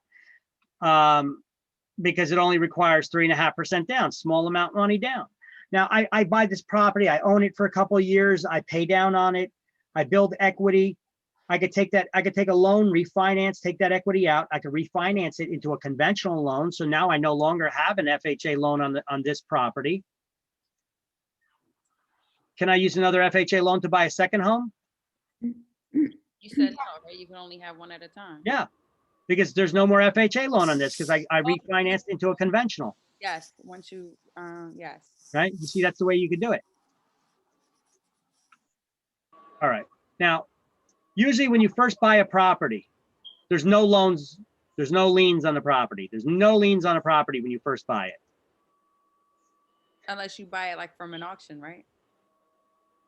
Yeah, but let's just go simple first. Let's just get the basic understanding first. So when you first buy a property, I'm buying a property from you, there's no liens on it. We want to make sure that all the liens are paid off. And if I'm buying that property for whatever amount, the mortgage loan is going to be the first lien on the property.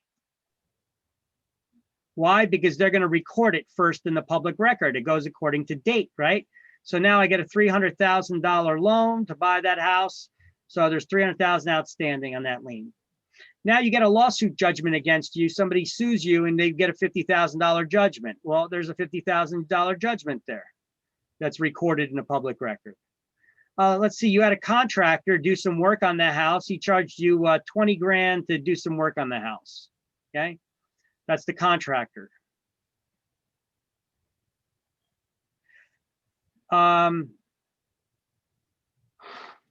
gets paid back first? You said bank, right? So this is the lawsuit. This is the lawsuit judgment right here. And this is the loan, the first loan. Okay. Okay, this contractor did the work on February 9th of let's see, of 19.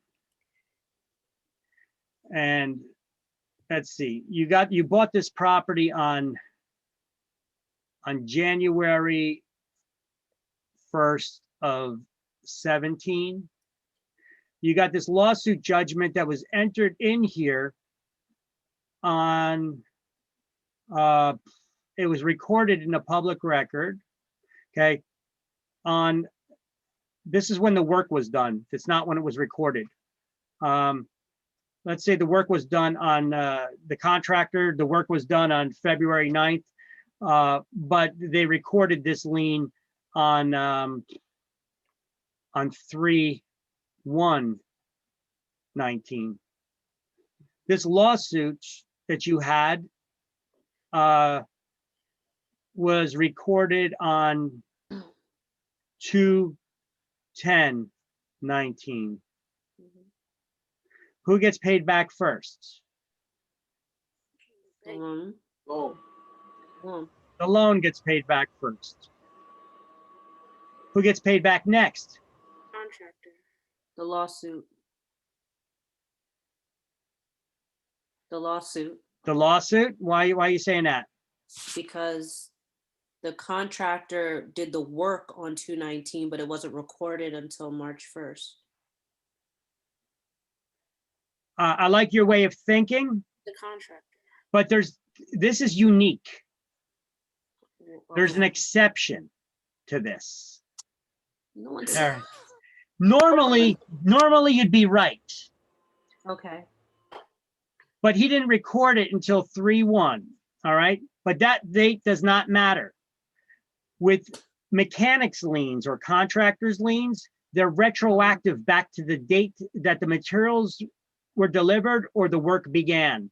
And this guy began that work on 3/9 or finished that work on 3/9. So basically he did it way before that, so he could jump ahead. Got it. Sorry, I didn't mean to trick you like that. I was like, wait, what? Well, hold on. What if you didn't pay your taxes on the property? You know who gets paid back first? You know who jumps up to the head of the line? The government.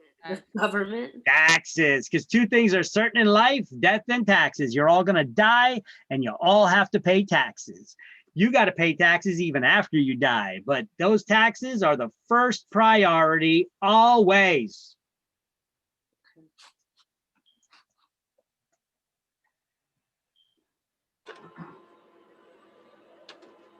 Okay.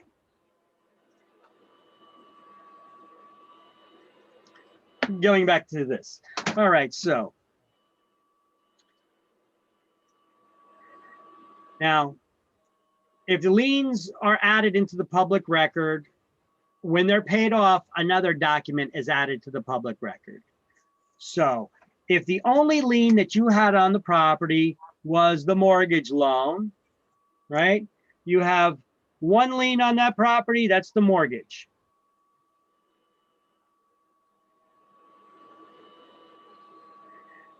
When that lien is paid off, okay, so in the public records, they record it, they put the date in there. This was added in the public record on 1/1/17, right?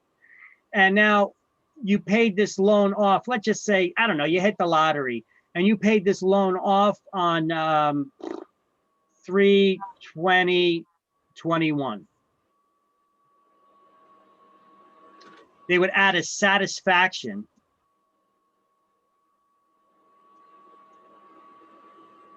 of lien is recorded in the public record.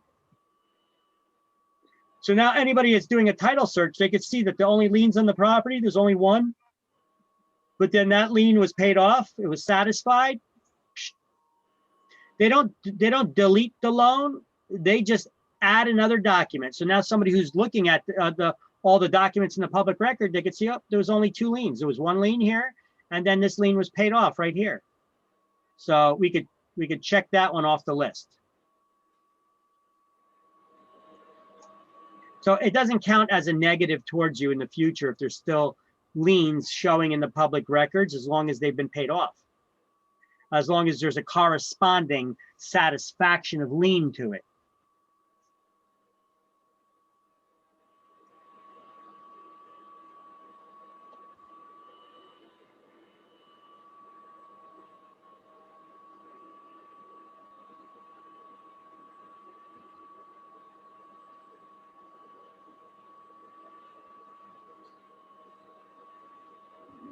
Looking for something for you.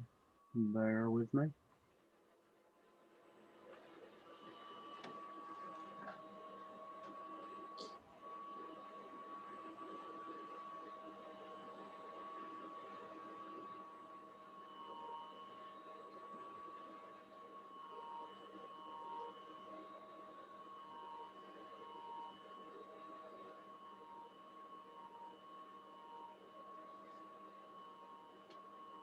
Yeah, I already had a slide made up for this stuff, but all right, you get that. Okay.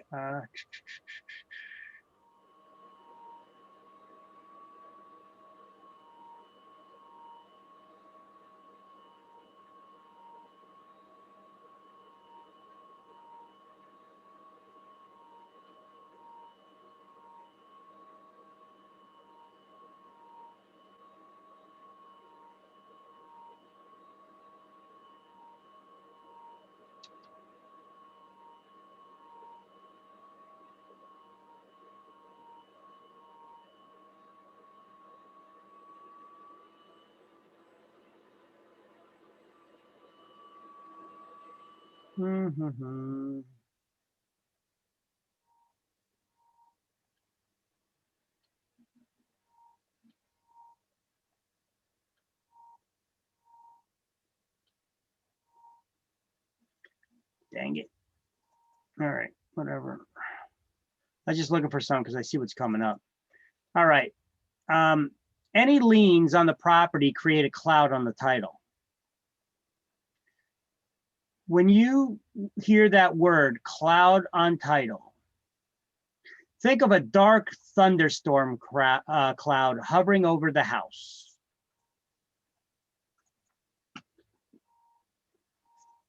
So title means what? Ownership. Ownership, right? So if you own this house, it's a nice little house, even though the roof's a little crooked, right? You don't want there to be a cloud hovering over it, right? You don't want no dark thunderstorm clouds hovering over this house that are constantly raining, and then the thunder is, you know, you don't want that, right? You want to clear up that, you want to clear up those clouds from that house, right? Yes. You want to clear up the clouds from the title. You want to let the sunshine in. That's not the house you want. You want this house. You want your house to be, you know, and you want that sunshine in. You want that sunshine, Mr. Sunshine up here, right? You want him with his rays of sunshine shining down on you, right? That's what you want. Okay. Okay. So you want to have that image in your head when you hear cloud on the title. It's something bad. You don't want a house that's always raining, right? That's always raining over here. That's got the thunder over it. It's got a dark thunderstorm cloud hovering over your house. You don't want that. So what's a cloud on the title? What are clouds on title? Well, it could be an outstanding lien on the property. Mhm. It could be, we already went over this, the types of liens and the date of recording, and mechanic contractor lien is retroactive back to the date when the work began or when the materials delivered. Liens run with the land. They attach to the property, not to the property owner.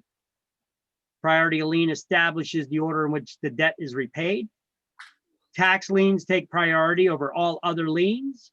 Otherwise, they're repaid according to the date they're recorded in the public record, with the exception of mechanics liens, right? Mortgage liens, construction, mechanics liens are retroactive back to the date the work began or the date the materials were delivered. A judgment is just a decree from a court stating that you owe someone else money. A lis pendens is a public notice that there may be a possible future legal action pending. That would be the foreclosure. Let me see if I'm looking for this damn lien. It's not even here. Okay, so I'm rushing to get to something that's not even here. That's great. So the cloud on the title, there's different kinds of clouds on title.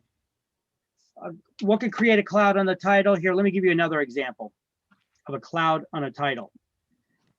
If you have a, you have a husband and a wife own a property, and they both die in a car accident. They left the property to their 3 children. One of them is an estranged child. They disappeared. Nobody knows where this guy is. Nobody's heard from him for years. Can the other 2 children sell the property? Yes, they sell the property though. That creates a cloud on the title.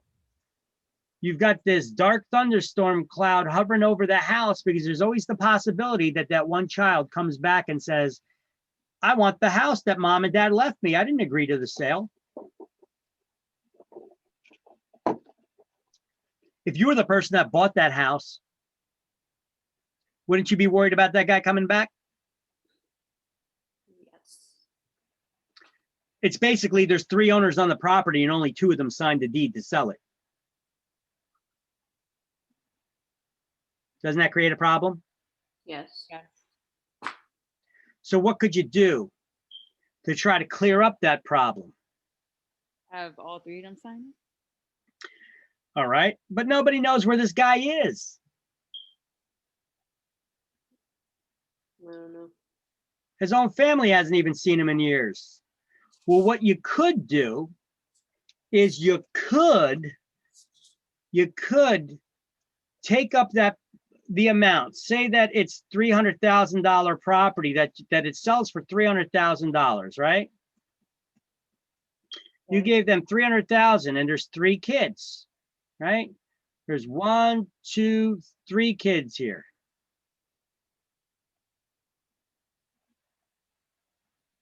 Eee.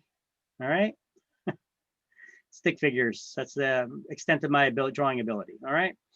Now, these 2 got paid.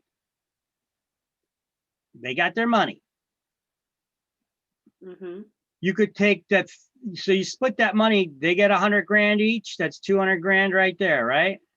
This one, you could set up 100 grand for him on the side. So if he ever steps forward, that money is just waiting there for him to claim. But in order for him to claim it, he's got to sign a piece of paper called a quitclaim deed.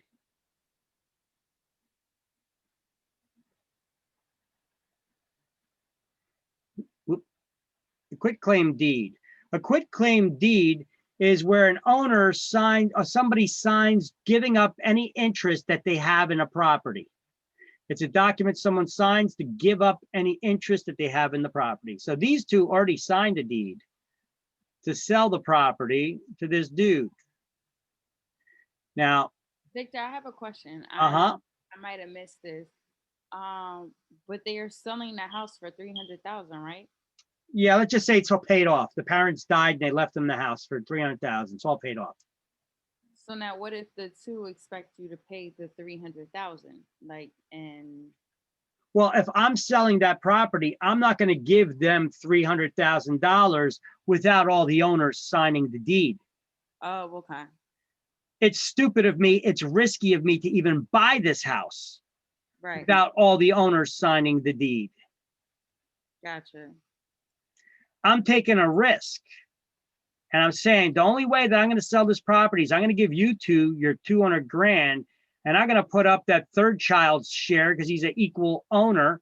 I'm going to put up 100 grand for him that's set up in a bank account that if he ever steps forward, it's set up there where he can get that money, but only if he signs a quitclaim deed, giving up his interest in this house, and then he'll get the money. So what happens if he doesn't want to give up the interest? Yeah. Then if he doesn't, I'm going to go after these 2 and sue the hell out of them to give me all my money back, and they can take that house back. Now, what if I have another question? Now, what if the person who purchased it from them, sells it? All right. So what if he sells it to someone else? Right.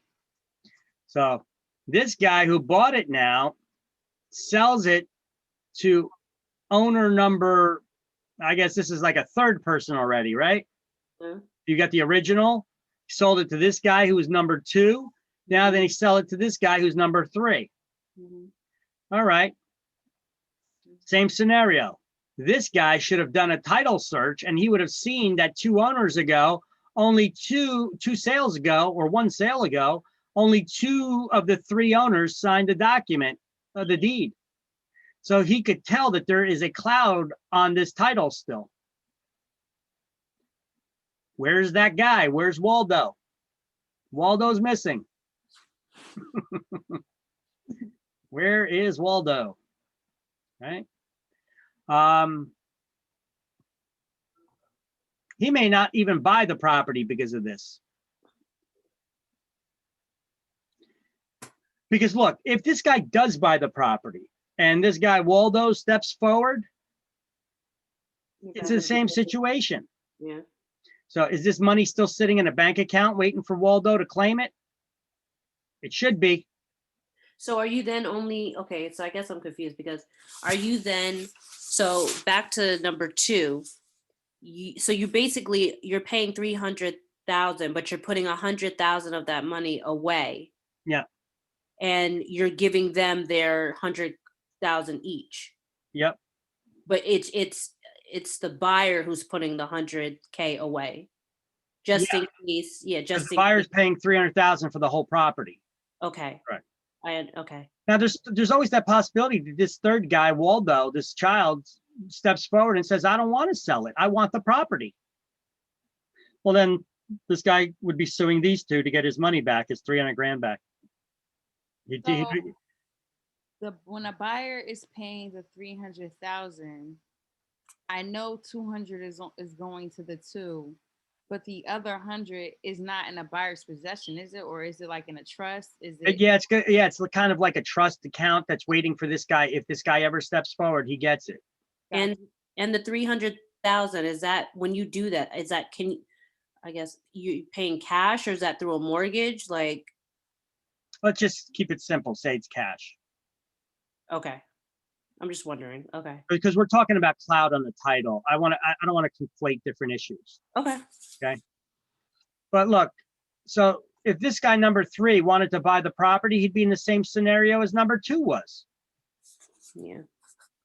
So you may have a hard time finding another buyer to buy it. It's very unlikely. Because somebody who does their research, which you should do a title search. That's another type of home inspection. It's a search of the public records pertaining to the ownership. And we see that one of the owners did not sign the deed, and you're going to be buying a property from only 2, not all the owners signing it. I wouldn't want to do that. Now, normally when you're buying a home and you have an attorney could do a title search for you, right? Yeah, attorney would be doing that for you probably. Okay. Okay. Okay. Victor, there's one quick question with the buying it initially from the owners. Could the two who you're paying the 200,000 to say that they don't agree to that deal or put $100,000 away for the third child, the third heir? Yeah, it's their property. They can say whatever they want because they're the ones that are putting it up for sale to sell. So But if I was this buyer over here, I would tell them, I would do this in big capital letters. I would say, well, I'm not going to write dirty word there, but you guys could figure out what I was going to say. No. You went into this. I would say no.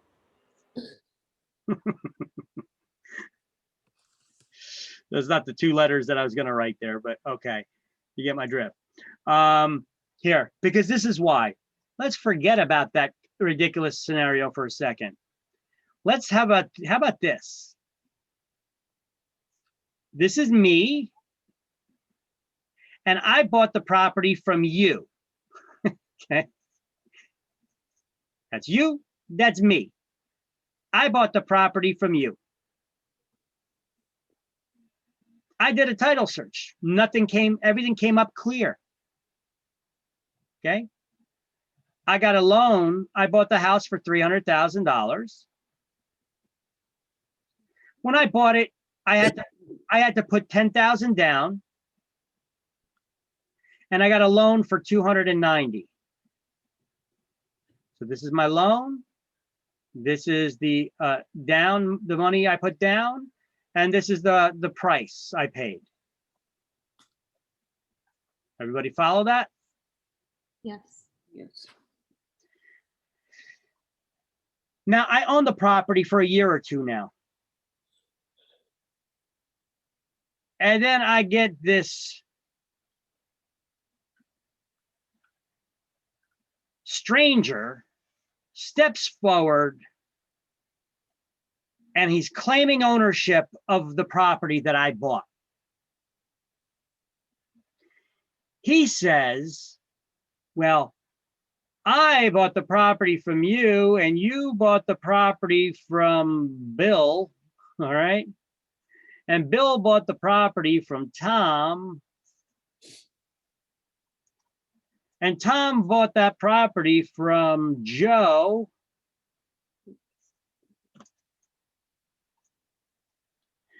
But this stranger is saying, my dad, what's it come up with a name? Oh my God. Melvin? Right. Or Mel. All right. My dad, Mel, never sold the property to Joe. That never happened. And he was the owner, and we could search back in the public records and we could see that. So if he could prove, if this stranger can prove that that Joe got this property illegally because Mel never signed the documents to sell it, that makes this sale illegal. That makes this sale illegal. This one, and my ownership is invalid. It's all stolen property. Mm. So where do I stand now? Well, guess what? If the stranger can prove it, I got to give the stranger the property. He won. He gets it. But what about the money I owe on my mortgage loan? What about the money I got into the property already? Well, I should have done my due diligence. Hopefully, I did say that when I bought it, I did do a title search and it came up clear. It must have missed something. Yeah, that happens sometimes. So that's why I bought something we call title insurance. Mm. Title insurance has two types of policies. There's two types. And when I bought it, my attorney bought both of them for me. I got the seller's or the owner's policy, the buyer's here. I'll call it the buyer's policy, which would reimburse me any money that I put down and I have into the property, and I've been paying down in it over the years. And then there's a lender's policy that would pay off any outstanding balance on my loan. I didn't lose anything. I'm made whole. The only thing I lost was my beautiful home I felt comfort in. Are we going to learn about, oh, never mind, I guess we are. What's that? Title insurance, I'm sure we are. How much what? Title insurance. Well, I just told you a little bit how it works. Yeah. Is that in the book, title insurance? This is about the extent we get into it. Okay. What it covers. That there's two policies that you could buy, and you should, and what it covers. The buyer's policy would reimburse the buyer everything that's owed, that they paid down into it, and whatever's owed to the lender would be from the lender's policy. So at closing, usually when you buy that title insurance, a title insurance company will not give you insurance unless they did a title search first. But they searched the public records and they missed this. They either didn't search back far enough, or they missed it in their research. But usually title insurance companies will search back as far as they could go in the public records before they're going to insure you against loss, because they can lose a lot of money on that. Right? Yeah. But that's how I protect myself as a buyer. When I bought a property, I'll do a title search and get title insurance policy. Isn't that pretty important to do? Yes. Okay. So this situation right here with this guy not having Mel, you can't link to them in the public record. You can't link one owner to the other. By the way, what do you call it when you could link one owner to the next? Joe sold it to Tom. Okay, so Joe sold it to Tom. Tom sold it to Bill. Bill sold it to you. Okay, each one of these is a link. If you could link one owner to the next, you call that a chain. There's many chains in a link, right? They call this a chain of title. Wow, we're doing this too early. Chain of title. Chain of title is just this. You search the public records, and by looking at the public records, you could see that one person bought it from the next. If you could link one owner to the next in the public records, that's called chain of title. And if you cannot link one owner, Mel cannot be linked to Joe, we call this a break in the chain, a break or a gap in the chain of title. Now, how can the break or gap in the chain of title be fixed? Either by a quitclaim deed being signed,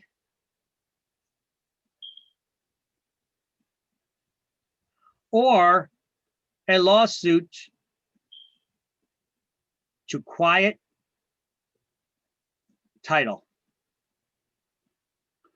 where a judge is given the evidence and then makes a decision whether you have good ownership or not, based on the evidence that you have supplied to them. And that is chapter 21 stuff, my friends. Why did we jump so far ahead? Because curiosity killed the cat. So let's get back to here. All right. So liens and other encumbrances run with the land. They attach to the property, not to the property owner. And the priority of those liens establish who gets paid back first.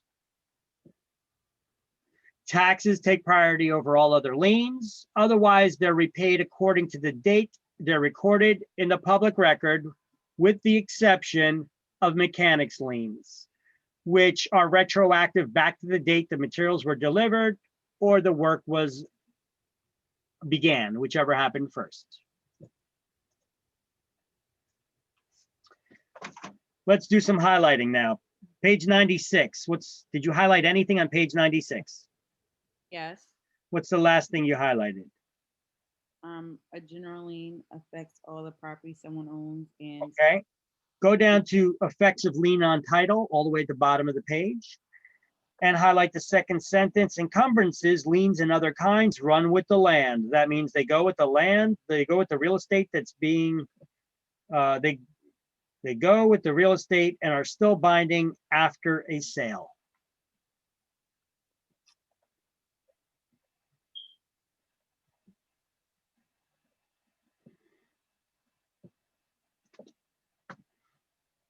Now, next paragraph, we're going to highlight liens attached to the property, not to the property owner.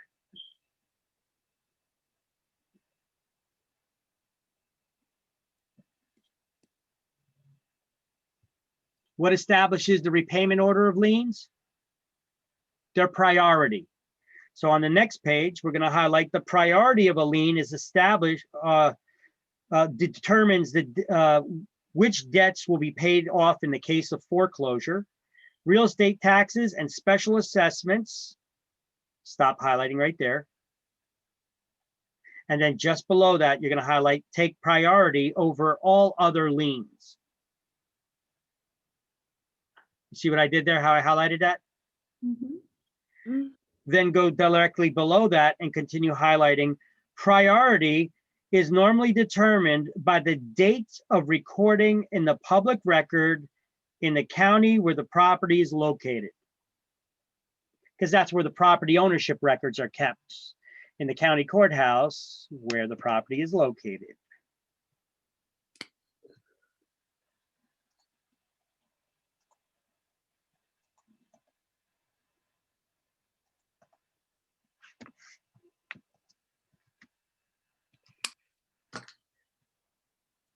Okay. Mortgage liens are voluntary liens. What's the highlighter? I got to highlight it in mine, but you really don't need to as long as you understand it. If you want to remember it, you can highlight mortgage liens are voluntary.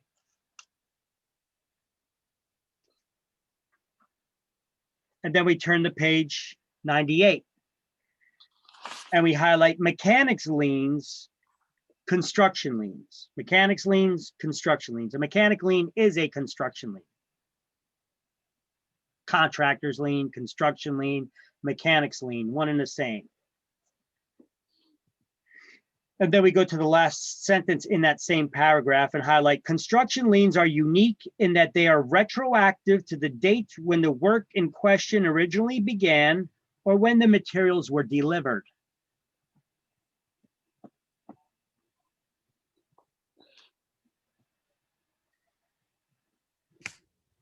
Then go all the way down to the bottom of the page.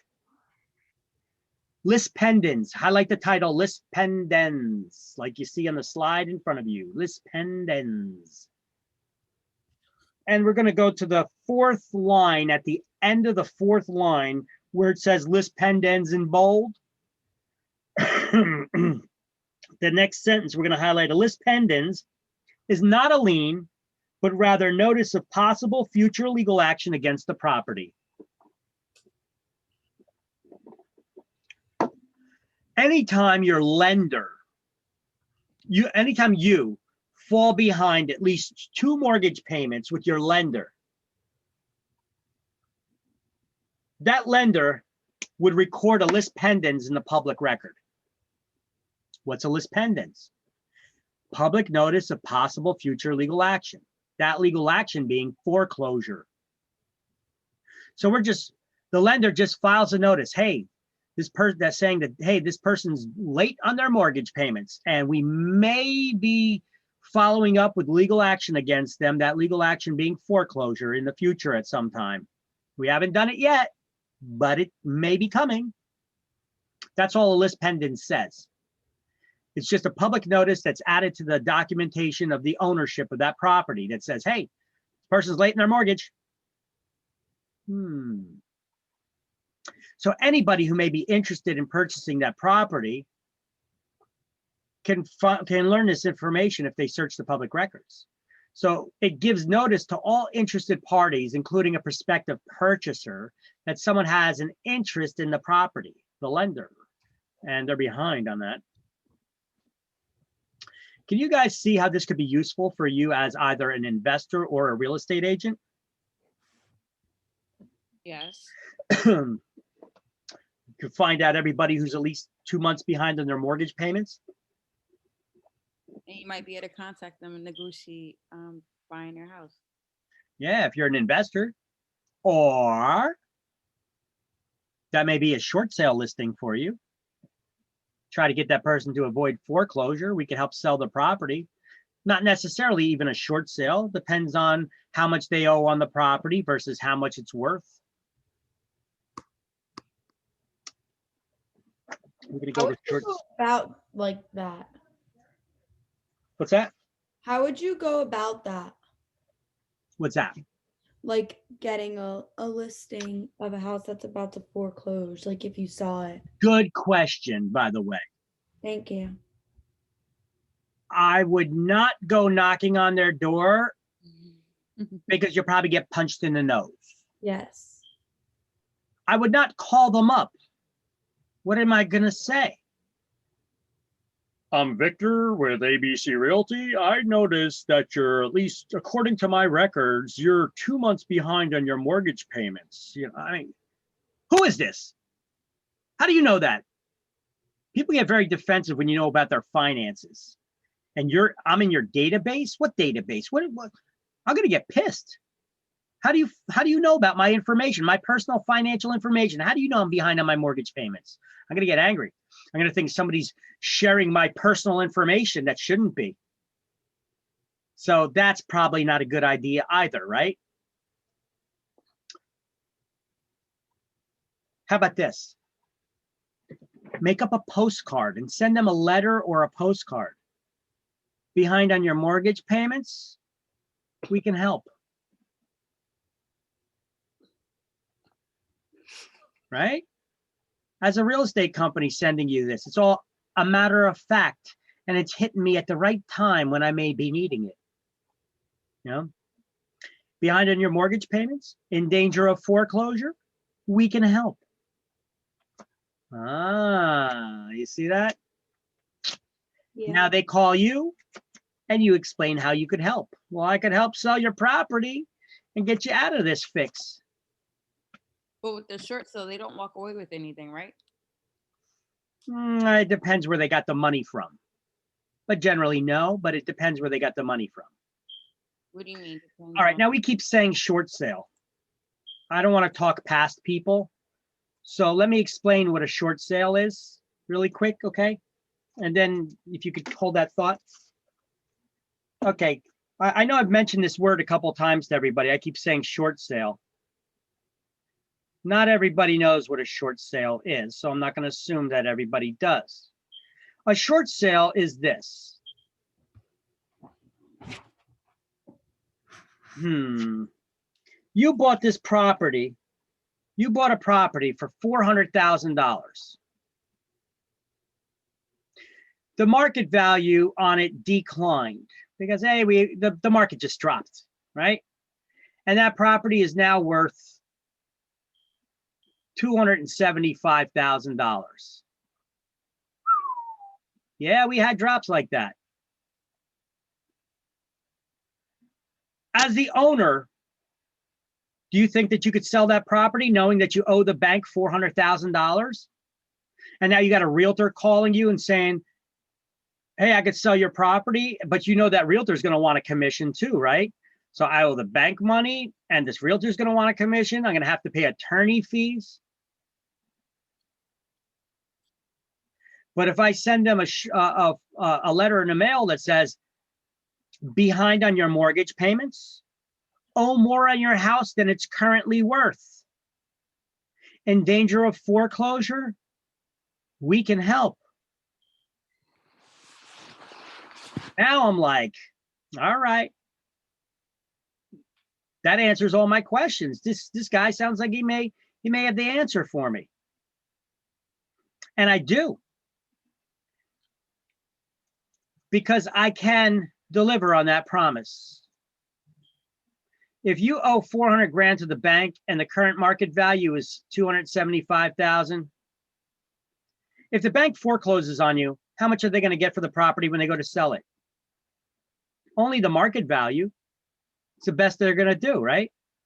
Mhm. So it's in the bank's interest. Foreclosure takes a long time to do. And on average, it'll cost the bank about $50K, about $50,000 to do a foreclosure. Because it takes time to legal fees, the tenants or the owners destroying the property or whatever's going on, market values, if they continue falling, that could cost the bank about 50 grand. It depends on the market, what the current market is looking like. So is it in that bank's interest to try to work with the owner if they're willing to work with them to sell the property together right away without having to go through that foreclosure process? Yes. Yeah, you could save them this 50 grand. But they won't work with you directly. You got to get a licensed real estate agent involved. So you need to get a salesperson involved there, who will negotiate on your behalf with the bank. So we will put your property up on the market for sale for whatever the current value is. And then we get offers that come in. People will make an offer. Once we get an offer, we're going to submit that offer to the bank along with a package, a short sale package from the seller. First of all, we're going to have an authorization letter, an auth letter from them that allows us to speak to the bank on their behalf. We're going to need to have a hardship letter from them to give to the bank explaining why they got in this situation and why they can't continue making their payments on there. We're going to need we're going to need an application from the bank. Each bank may have their own about their financials or finances, or I'll put it there.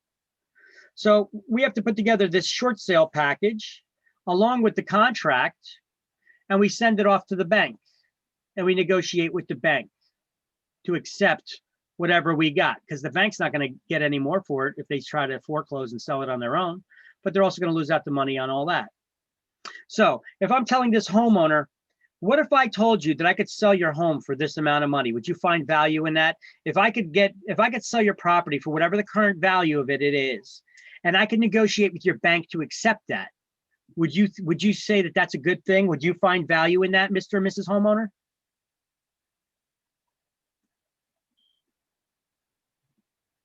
They would probably say yes, right? Mm-hmm. Now, what if I told you that you're also going to have to pay attorney fees? What if I told you I could negotiate the bank to also pay your attorney fee? Would you find value in that? Yep. Well, guess what? I could do that. What if I told you that they're also going to pay my commission? Would you find value in that? Yep. Yep. And what if I told you, depending on where the funding came from to fund the loan, because banks don't lend their own money all the time. What if I told you that depending on where the bank got the funding to fund your loan from, I may be able to get them to give you about $3,000, $3,500. I'd say, yeah, I'd say about $3,500 to help you move and get on your way. Would you find value in that? Yes. Sure. But this one is not guaranteed though. So this one is not necessarily guaranteed. So I'm not going to guarantee this one to you because it depends where the money came from. But I may be able to get you that money. Actually, I think it's 3,000. But either way, for 3,000 more than you got now, right? So if I tell you that you could sell this property that you owe 400 grand on, where before 2 seconds ago you were like, there's no way I could sell this property. I won't get enough money to pay back the bank what I owe them, let alone pay the attorney fees and realtor's commission. And where do I get money to move? Where am I going to go? Well, let's see. We solved all those problems here. The bank will accept whatever we get. The attorney fee will be paid for by the bank. Our realtor's commission will be paid, and they're going to give you $3 grand to relocate, possibly. But either way, I'll find a place to go if I could get the other 3 taken care of, right? Mm-hmm.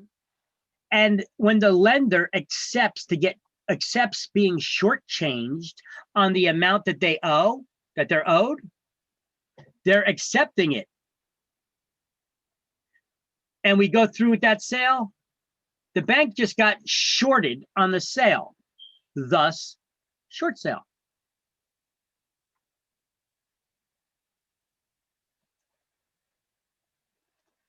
Everybody understand what a short sale is now?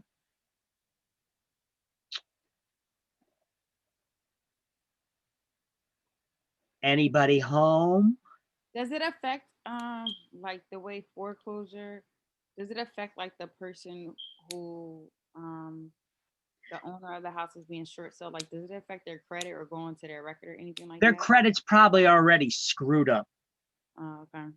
So it's not, if you do a short sale, is it going to destroy your credit?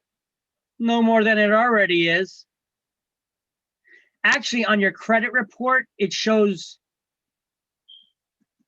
paid, settled, less than full amount.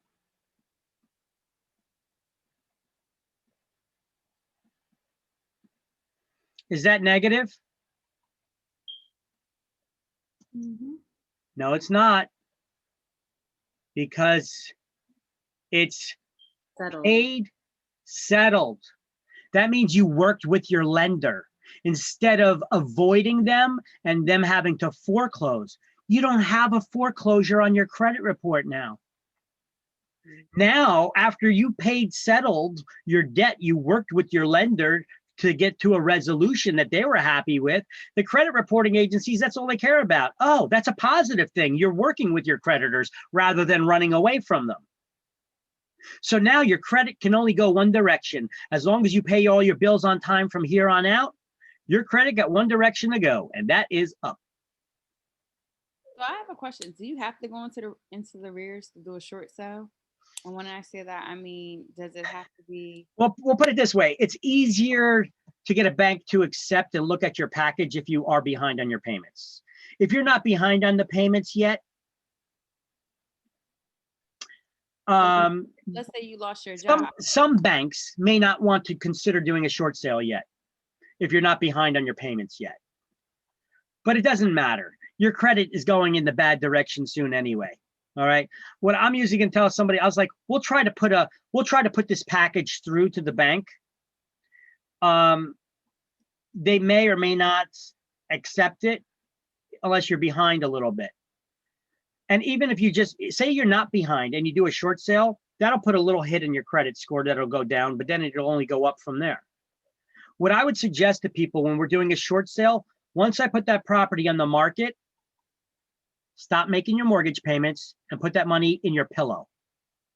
Don't put it in a bank. Save it, put it in a pillow. You put it in a bank, the bank's going to want your lender is going to want a copy of your bank statements to see where all your money is. Okay. Don't put it in a bank. Put it in your pillow. All right. Basically, you could be working and pocketing your money for the months that it takes to do the closing on a short sale.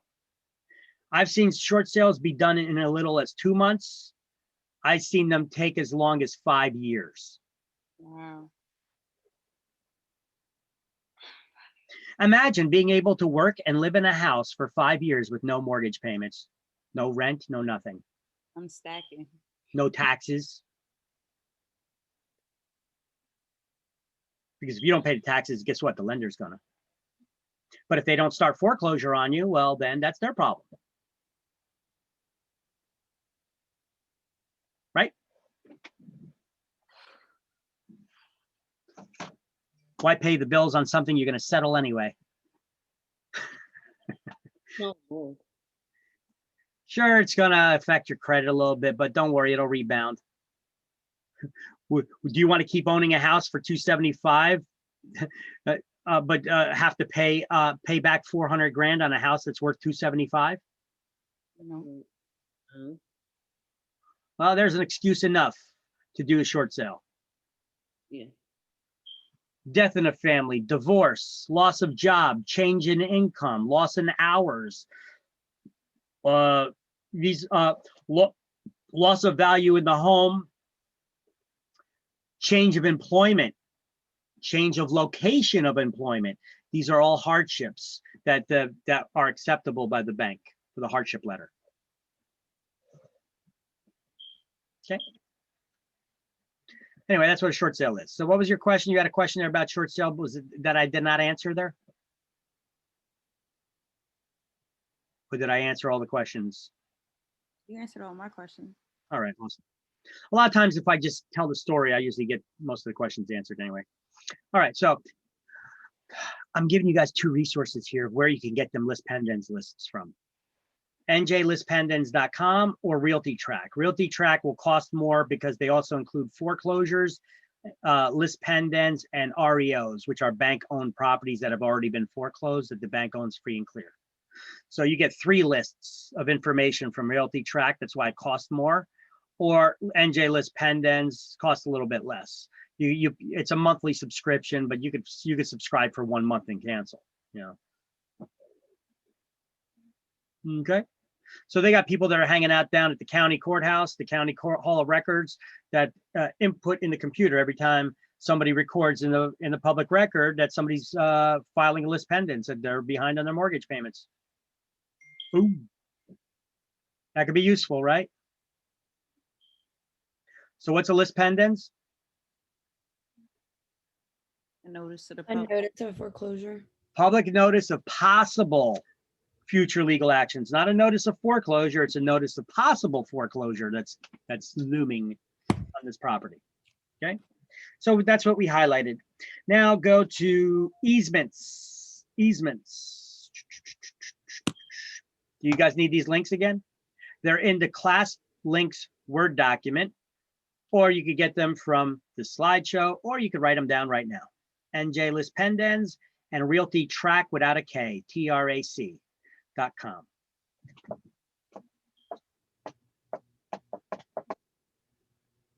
Shall I move on? Is it like a yearly subscription to that, or is it No, you can do month to month and cancel. Okay. But if you pay for like the 6 months in advance or several months in advance or a year in advance that you're going to subscribe to, they'll give you a better price. Okay. But you got to check. It's been a while since I subscribed to them, so you got to check and see what they offer. But that's the way they used to do it.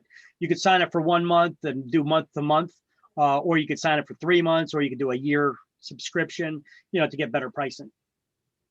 But it's not expensive. I think it was RealtyTrack was like $60 a month. Hell, one listing pays for a couple of years, right? Mm-hmm. All right. Easements. What is an easement? I tell you, it ain't easy. Mm-hmm. An easement is a right It's a right. So we're going to highlight this, a right. And we're also going to underline the word right. Acquired by one party to use the land of another for a specific purpose. That is an easement. It's a right. And once it's established somebody's got rights, can you take them from them? Can you take their rights away? No. No, you cannot.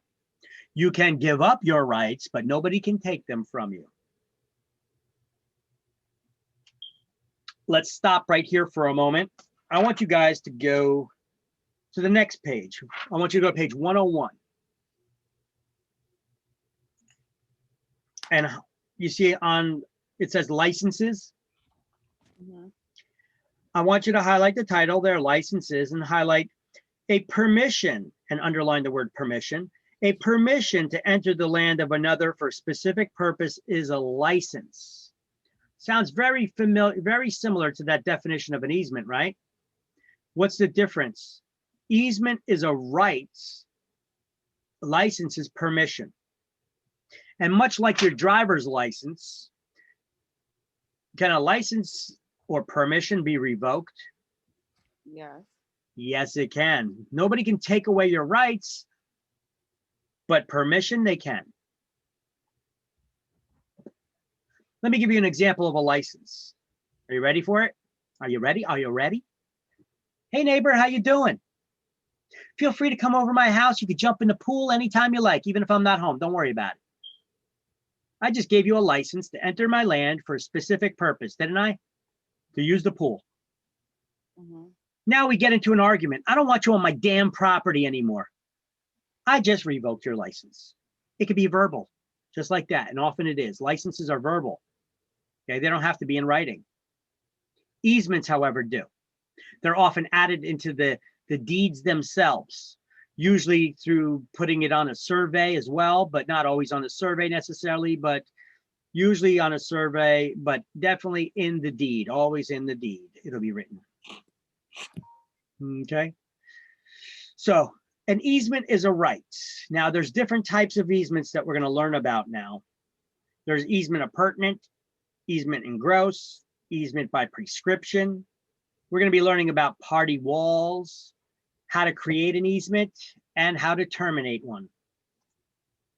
So an easement is a right acquired by one party to use the land of another for a particular purpose.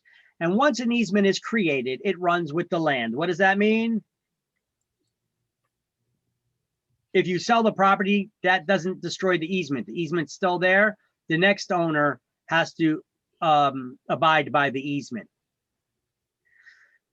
So a party may have an easement right in the air above their land, or subsurface easement rights to what's beneath it. Last chapter, you guys were talking about air rights and subsurface rights, right?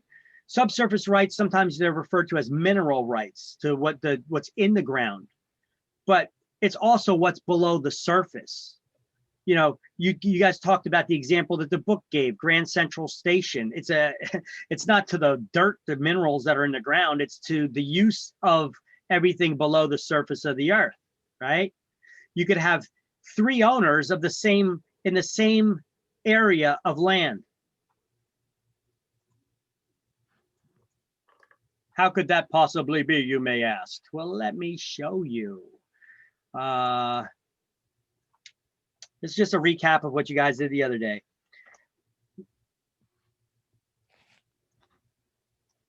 You guys see the whiteboard? Yeah. Okay, so here's the land. That's the land. And then you can have somebody, let's see, Grand Central Station is beneath the land, right? It's a train station under the ground, right? Yep.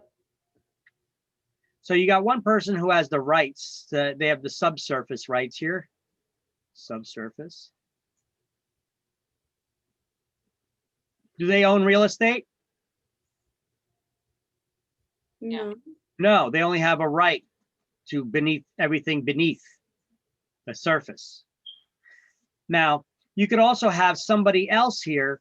Here, I'm going to try to do a little color coding here. you have one guy here that owns buildings, that he's got businesses here, right? He owns the land. This is the guy that owns the land. He's got buildings on it. And then we have, what's above that? Where Grand Central Station is. This is Grand Central Station here. Okay, this is Grand Central Station. This is the Grand Central. What's above Grand Central Station there? You have some storefronts. And what's above the stores? You got another building here. You got a high-rise building up here, right? That was, what the hell they call it?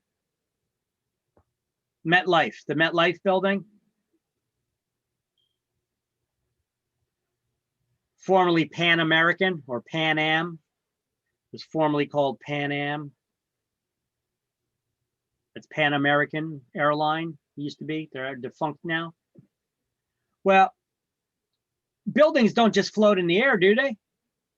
No, they do not. So this guy is going to have these, some sort of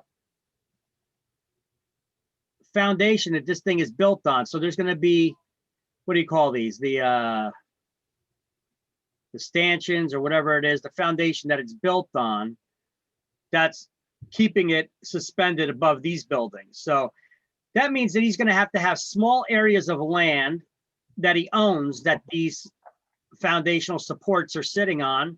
And he's also going to have the subsurface rights to which these foundational supports go beneath the ground too, right?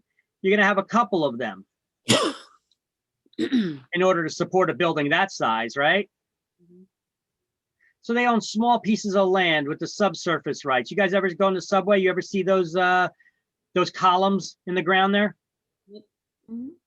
Okay, there you go. You got 1, 2, 3 people using the property in one area. Only one guy owns the land. This guy owns the land.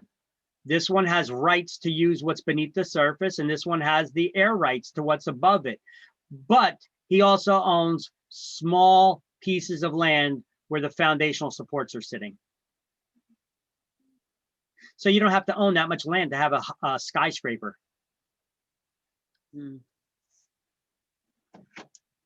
Interesting, huh?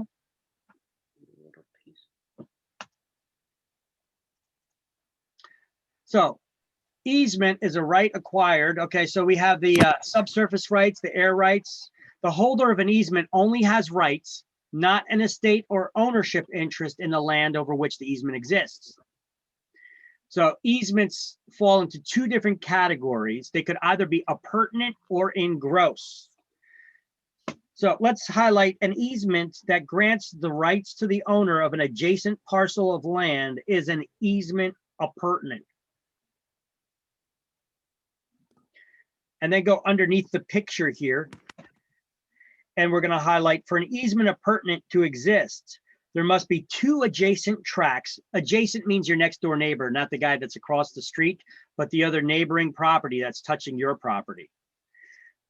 You're highlighting for an easement appurtenant to exist, there must be 2 adjacent tracts of land owned by different parties. That tract over which the easement runs is known as the servient estate. And the tract over which that's to benefit from the easement is the dominant estate. Okay, so an easement appurtenant. What's that? I'm sorry, I can barely hear you. Can you repeat that? Where did you say that was at to highlight it? Okay, so on page 99, where it says easement appurtenant, you're highlighting the first sentence. Okay. And then beneath the picture there, that figure 6.6, you're going to go beneath it and you're going to highlight that first paragraph that says, for an easement appurtenant to exist, there must be at least 2 adjacent tracts of land owned by different parties. The tract over which the easement runs is the servient estate, and the tract that's to benefit from that easement is the dominant. Think of the dominant like the bully.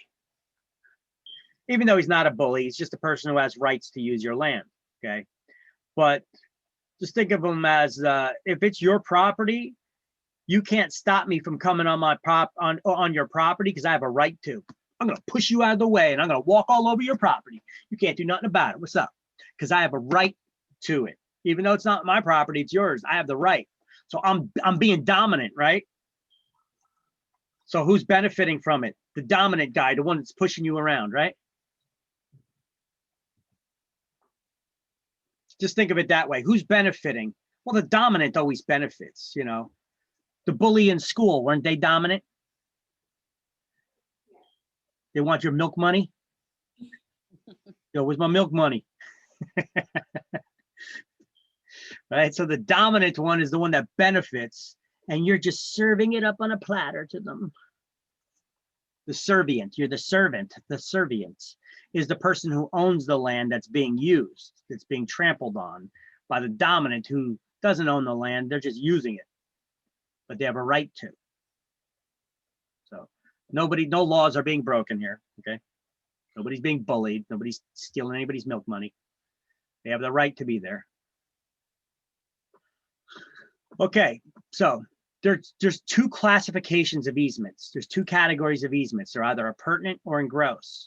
So an easement appurtenant has a dominant estate and a servient estate. The dominant one is the one that benefits from the easement, and the servient is the one whose property is being used. They're serving it up on a platter to the dominant. And it has to be two adjacent tracts of land owned by different people, because you don't need an easement to cross over your own land.